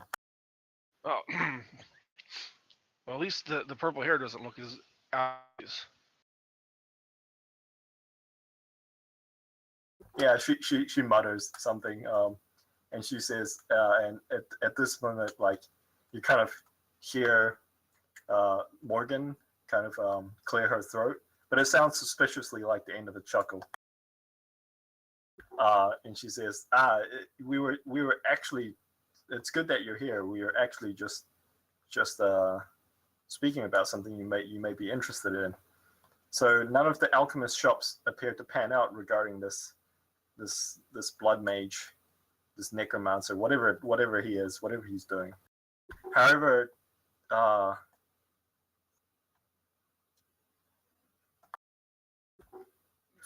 Frosty was approached by an individual who claimed to have the capacity to introduce her to some sort of underground alchemist circle or lab or some kind of gang of some sort. And Frosty says, Frosty speaks up at this point and says, it sounded to me like this was some sort of, I don't know, illegal drug-related thing. Less than like some sort of like alchemist lab than it is some sort of group responsible for creating drugs. In the middle of that, I go, oh, I know. You must have had something spilled on you when you were searching those alchemy shops. That's what happened. Like, she's talking, and the whole time I'm just focusing, trying to figure out how she's blue. You see her, like, grit her teeth.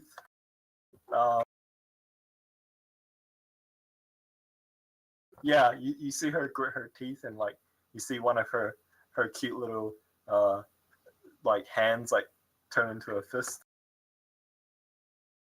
Oh, I mean, just... How does someone turn blue like that? Obadiah, her personal choices are not ours to question. I'm not saying there's anything wrong with it. I'm just saying it's a bit shocking. If she doesn't want to answer, leave it be. Very well. Oh, I won't mention it, but I'll spend the rest of the time half paying attention and half figuring out how she became blue. Is it a die? Is it? He's good. Maybe she lost a bet. I don't know. Maybe it's one of them weird skin follicle defoliation things. This is why I don't mess with magic. It's not trustworthy. But I don't say that out loud. Yeah. So, yeah, they say that they gave a meeting location, and to bring a significant amount of capital to prove that apparently these people, they only sell in bulk amounts, and they want to know if we and she says we as in like gestures as in like us can afford to do business with them. They set up a time and place for tomorrow evening. Actually, I guess it wouldn't be evening, it would be late at night. um, in some, well, they're not really sewers, but in some subterranean passageways in Market Street. However, and like Frosty kind of like reaches up and tugs like at her hair. We're set to leave later tonight. Regarding, never mind. We're looking into something on a farm out to the west of here, so we won't be available to conduct a meeting. Perhaps you wish to check it out. So let me get this understood. Meet some people we don't know.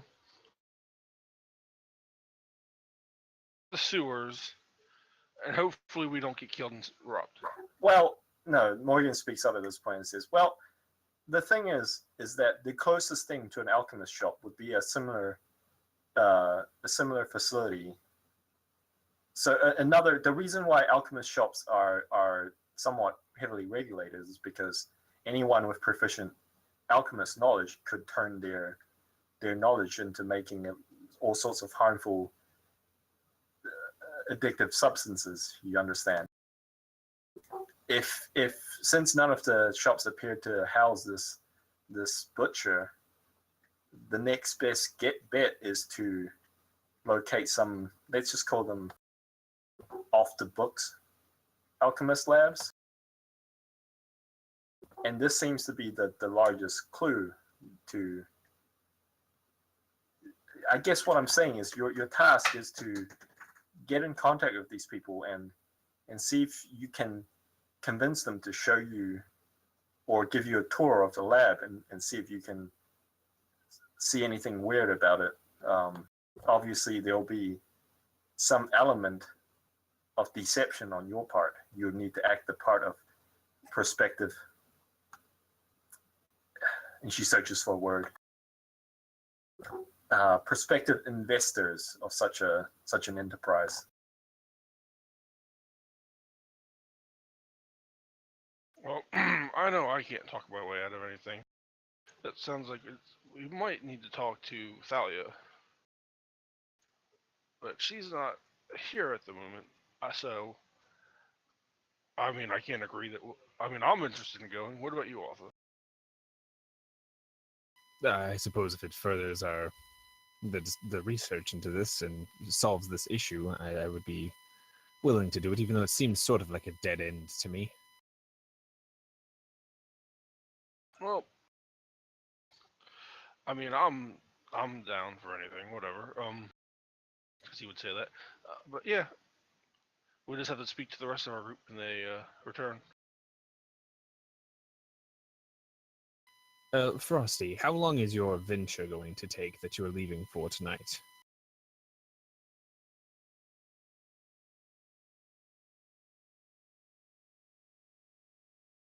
Kev? Sorry, I was typing something. Yeah, so she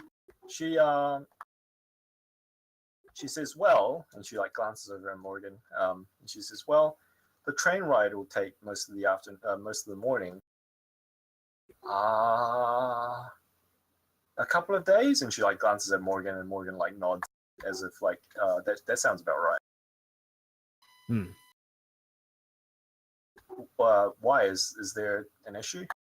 Well, you seemed discomforted by your current appearance, and I was going to see if I could possibly fix that with a few things, but I cannot today. I would need to do some preparation to see if some things would work.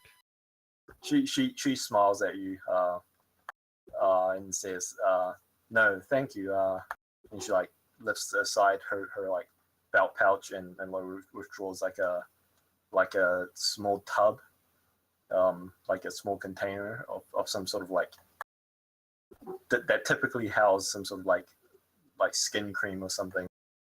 And she says, the archivist has been kind enough to supply me with something that should clear it up by tomorrow. But thank you for the thought. Well, good then. the cream of remove curse. Yeah. So wait, you're telling me you didn't want to be blue? I thought there was a choice. You know what? I wash my hands of it all. No, she turned. Actually, Frosty turns towards you, like and actually says, actually says to you, like quite seriously, like, no, it was something of an accident. Oh, well, I apologize for bringing attention to it. And while they're doing this, just it's an aside to the archivist, I'll say, you'll have to give me a recipe for that. Yeah, she nods and says, it's not something that can be made locally, I'm afraid, but sure. It requires ingredients that are not native to this continent. He just nods. Yeah. And she says, no, she doesn't say anything. Anyway, regardless of which, she informs you about this meeting. She tells you that the people that you're meeting will be, and she looks like oddly at at Frosty, like, are you sure you got this right? And Frosty like kind of like nods her head as in, go on, get on with it. And Morgan says, you'll be meeting some individuals who say that they will be wearing top hats and white sashes. White sashes, that sounds familiar. And then, I would say, because the White Rabbit Gang, they wear white sashes, correct? Morgan and Frosty glance at each other and like as if they don't know what you're talking about. I have down. I remember something. Apparently, I think they were. I don't know. Do you know anything about a White Rabbit Gang? They glance at each other and Frosty shakes her head and Morgan just simply says, no, I've never heard of them. I think. You know what? I have it. I don't think all I have in my notes is White Rabbit Gang wears white sashes. I think they're the drug runners that are they're not allowed to be touched by any other gang. Oh, that's right. And yeah, the white and golden trim is a pass, like so they don't get messed with in the Warrens. Well, see if you can find anything about a White Rabbit Gang. The white sashes tend to identify them. I see. I'll look into it. White Rabbit, you say? It's an odd name for a gang. Well, so is the Net Kickers.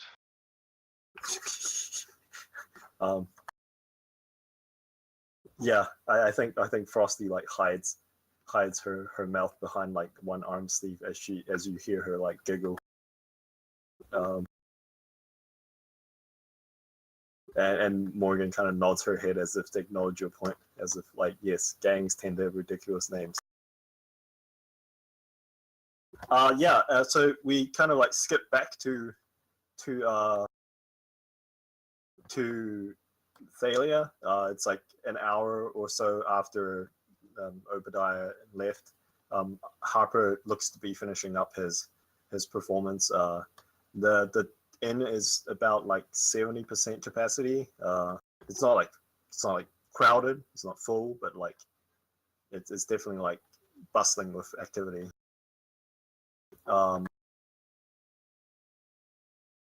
You guys have had your meal, whatever it was. At some point, I think Amy comes back to you with like a set of like chocolate cake or something, like just like a slice of it. And she just like tells you, oh, it's a courtesy of Caleb, and like gestures over towards like the back room, like the cook. Oh, that's very nice of him. I wasn't expecting that. Can you go ahead and give Harper a couple drinks on me? Yeah, sure thing, love. She says, and like gestures over towards like I think it's probably like a dwarf, because a dwarf bartender sounds about right? I mean, Sure. he would he'd probably bankrupt you by drinking the goods, but Racist. Yeah, so gestures over at the something at the dwarf bartender who nods. It's obviously shorthand or something. And she just asks you if there's nothing else, and she like if you say there's nothing else, she returns back to her work. What are you guys doing? I'm just waiting for Harper, or at least waiting for somebody to either hit on me or whatever. It doesn't matter. She's enjoying her evening. Milo's not hitting on you, but he does look over at you, and there's a look of concern on his face, and he says, "Can I tell you a secret?" Always. And he's still like smoking his pipe, and says, I haven't been the same ever since Jill died." Your wife? Yes. And he looks down and he says, "I was always calm and I don't know, easygoing, and nothing really bothered me. But ever since she's gone, I can't find my center anymore.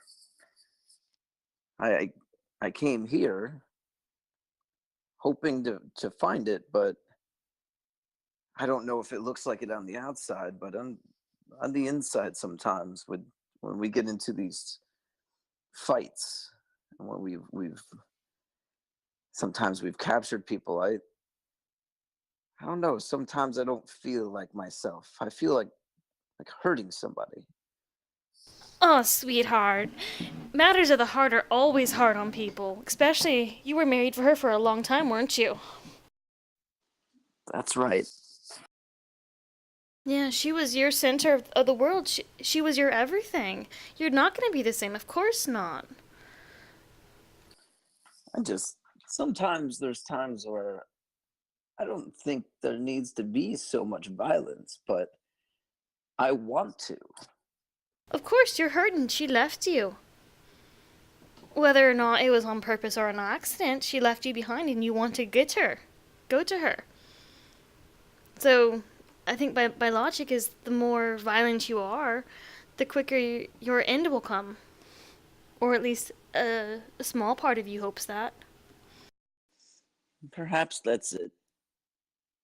Hopefully, at some point before then, I can find some peace.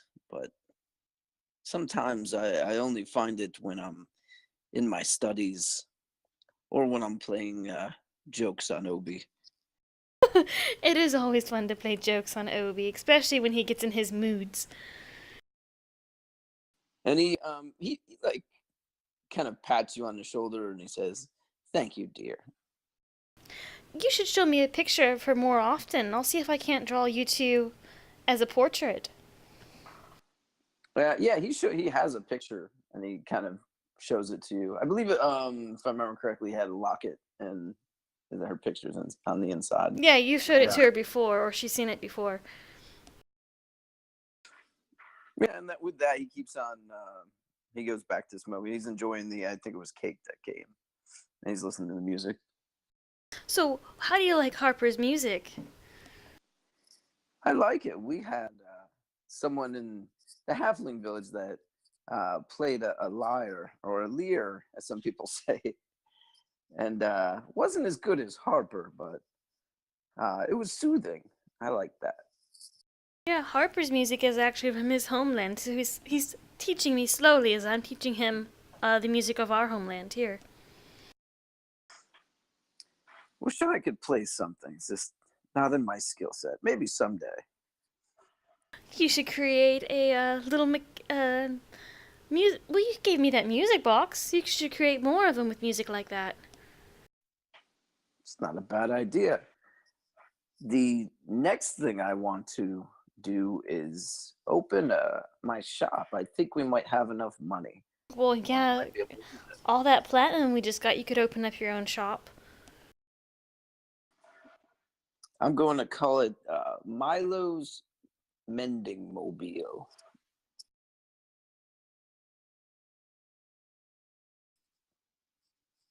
A mending he- mobile. That's interesting. He takes out a piece of paper and starts scratching down like what it would look like, and eventually he would show her. And yeah, that's it. That's it on Milo's parties, kind of just hanging out and eating and listening to music. Yeah. So I think about an hour afterwards, like Harper finishes his set to raucous applause, and kind of cheers. The inn has already started clearing out a little bit, just because it's getting a little bit late. But once he's finished his set and like basically come off the stage, he speaks with Amy for a little bit, and the rotund chef comes out from the back and speaks with him as well. Yeah, and the shop, the tavern starts clearing out much more expediently, but there's still a few people who are remaining behind to like while away late into the nights. But yeah, Harper afterwards makes his way over from, after shortly visiting the bar, makes his way over to where you two are seated, carrying like three flasks of whatever beverage they were serving, and he kind of like does his like draconic like kind of like head bow in your direction once he sets down the drink, and he just says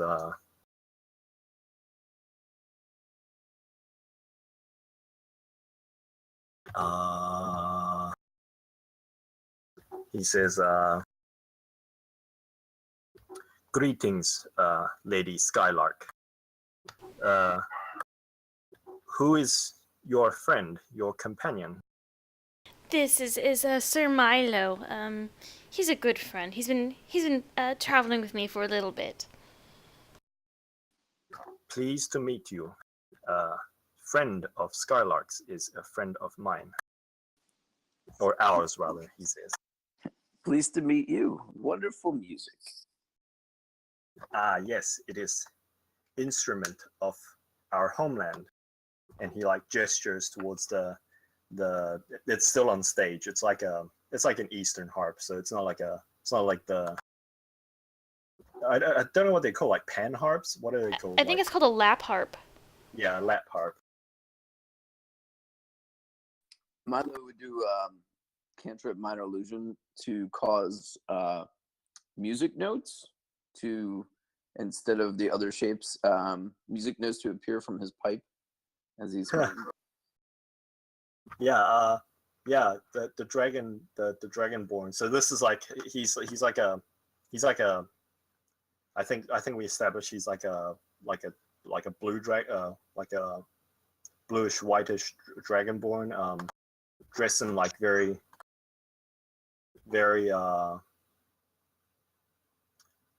I'm almost say like oriental like garb. So he may or may not also have a Fu Manchu. Just kidding. Racist. Yeah. And like he so apparently dragonborns don't laugh. Like, you didn't know this, but like apparently they don't laugh. So he like kind of like clicks like clicks his like clicks his tongue a couple of times, and it sounds a little bit like a chuckle, or a noise of appreciation. And he just says, "That is clever." Milo just kind of like, what, sit, bows, like he nods his head down. Yeah, and he turns back towards Thalia, and he says, would you mind if we join you?" Be my guest. We were just relaxing, so you're more than welcome to join us. Yeah, so you guys are kind of in like a booth kind of thing, and so like he like it's clear that like sitting in a booth would be uncomfortable for him, because there's nowhere to put his tail. So he like walks over to like a nearby like open table, and he like takes one of the chairs and he like brings it back over. Like it's like a stool basically, and he just like sits astride the stool like a saddle essentially. And then he turns towards Thalia and says, "How is your studies coming along? Have you made your first spell orb?" I have not, unfortunately. I've been trying to get to the study time, but it's been 3 days, and it's been a hectic 3 days. I understand. It is hectic times. Yes, with And he, that brimstone killer and all these thugs and missions and all this sort of thing going on. It's hard to Yes. find an hour to study. Many threads of a busy tapestry. Create a beautiful picture. He nods his head and he says, "I noticed you arrived fairly early this evening. Is there something of the matter?" Oh, no, we were supposed to meet somebody here for a meeting, but they never showed. "That is very rude." Yes, I figured I would have it in a place where at least I knew I had at least one friend outside the party. He nods his head solemnly. And he says, "Do you know where to contact this person for another meeting?" Oh, I know where, and if I go there, they'll most likely kill me on sight. His nostrils widen a little bit as he inhales, and he says, "Ah, we did not know it was that kind of meeting." Like I said, I'd rather have it where I knew I had one friend who could help. Understood. Yeah. And is there like I'm just gonna, because we're running out of time, so I'm just going to say that like basically until the tavern like closes down essentially, the proprietress Amy brings you like a number of like on like things on the house. They're not nothing substantial, but just like Little things just like like this. yeah, little things. Yeah. She talks to more Harper. Harper, this is like one of the best inns I've ever had, and the name is quite unique as well. Yeah. Yeah, and sorry, actually, what was the last part that you said? That this inn is amazing. Right, yeah, and he says, actually, yes, he says, yes, this inn is better than some of the others. Not better than others of the others. I'm not sure if terminology is correct. It's a decent tavern? Yes, precisely. There are worse taverns. And he says, "I am pleased you have seen so much of my pilgrimage." Well, you did show me your list. Yes, not a few people have seen the list, but not everyone has been so diligent. Well, you are a friend, and if I would like to find you and learn more, I'll find you. He nods his head. Which is, I mean, I don't know if I've said this to you or not, but it's kind of strange because like he's the only Dragonborn you've ever seen in the city. Yeah, I you've mentioned think I that mentioned first. it, right? Yeah. Yeah. So yeah, since we're basically just running about out of time, and I have to go basically shopping and then figure out what to make for dinner, so I'm just going to leave it here. Let me know what exactly. Actually, before we do that, let's as a group party consensus. Like, what is the plan for the party? Like, what is the plan? The party planning on doing? Are you going magic shopping? Are you going to look for the White Rabbit drug den, or are you something else entirely? So Thalia has no clue about this White Rabbit drug den. I think at some point once you return to we'll just assume that once you return to Beacon Hill, nothing intercepts you on the way, nothing happens, no one jumps you, and I assume your party will share the information. Did they give us a timeline on that? It was set to be sometime tomorrow, late evening. And would we conceivably have time to go back and forth? From Magic Yes, but it would be tight.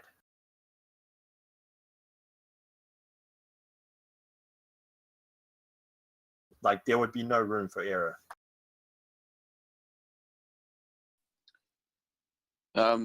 Milo would probably spend some amount of time learning some new spells, and then would do whatever the group wanted to do after that. The drug den thing sounds interesting. Then I guess we'll save the magic shopping for another day and do the meet and greet with the White. So, how do you guys feel about being 7,000 gold richer? Very Yay. nice. Can I'm afford happy some with it. magic items now.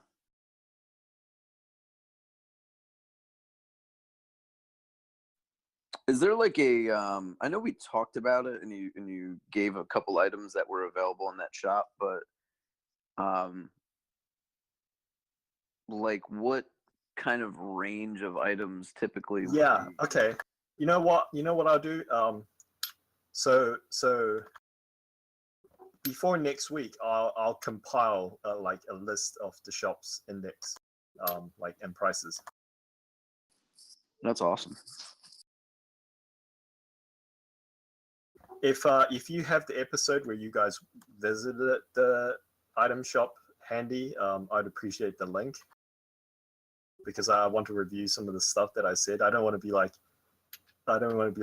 you know, last time you visited, it cost 300 gold. This time you visited, it cost 3,000. No, that's cool. I remember there was one thing in the shop that was really interesting to Milo, and for whatever reason, I can't remember what it is. So I'm gonna have to listen to it anyway. Yeah, it was some sort of restricted spell book that was like locked to. Shop. Yeah. I think it was number 6. Scavenger Hunt Milo Turned Scary Recession 9? Yeah, maybe, but I don't have the link for it. I think you've said it on private, right? No. Let me see if I can't find it. It's on unlisted. It might be game 6. Yeah. I think it's unlisted. So I have your YouTube thing. yeah, I saved. do too as well, but like it doesn't appear on her uploads because it's unlisted. It's the sort of Ah. amount of damage. You find that you're unable Alright, well, I'm gonna to go. remove I'll a see you single guys later. part of the clockwork from the box. Take it See easy. ya. Thanks You're for able to playing. Manipulate.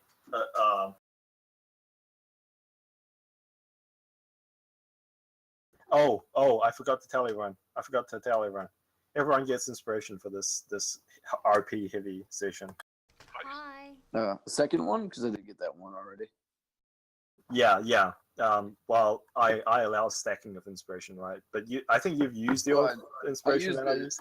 I used it like immediately, like Yeah. No. 30 A second seconds one. Yeah. later.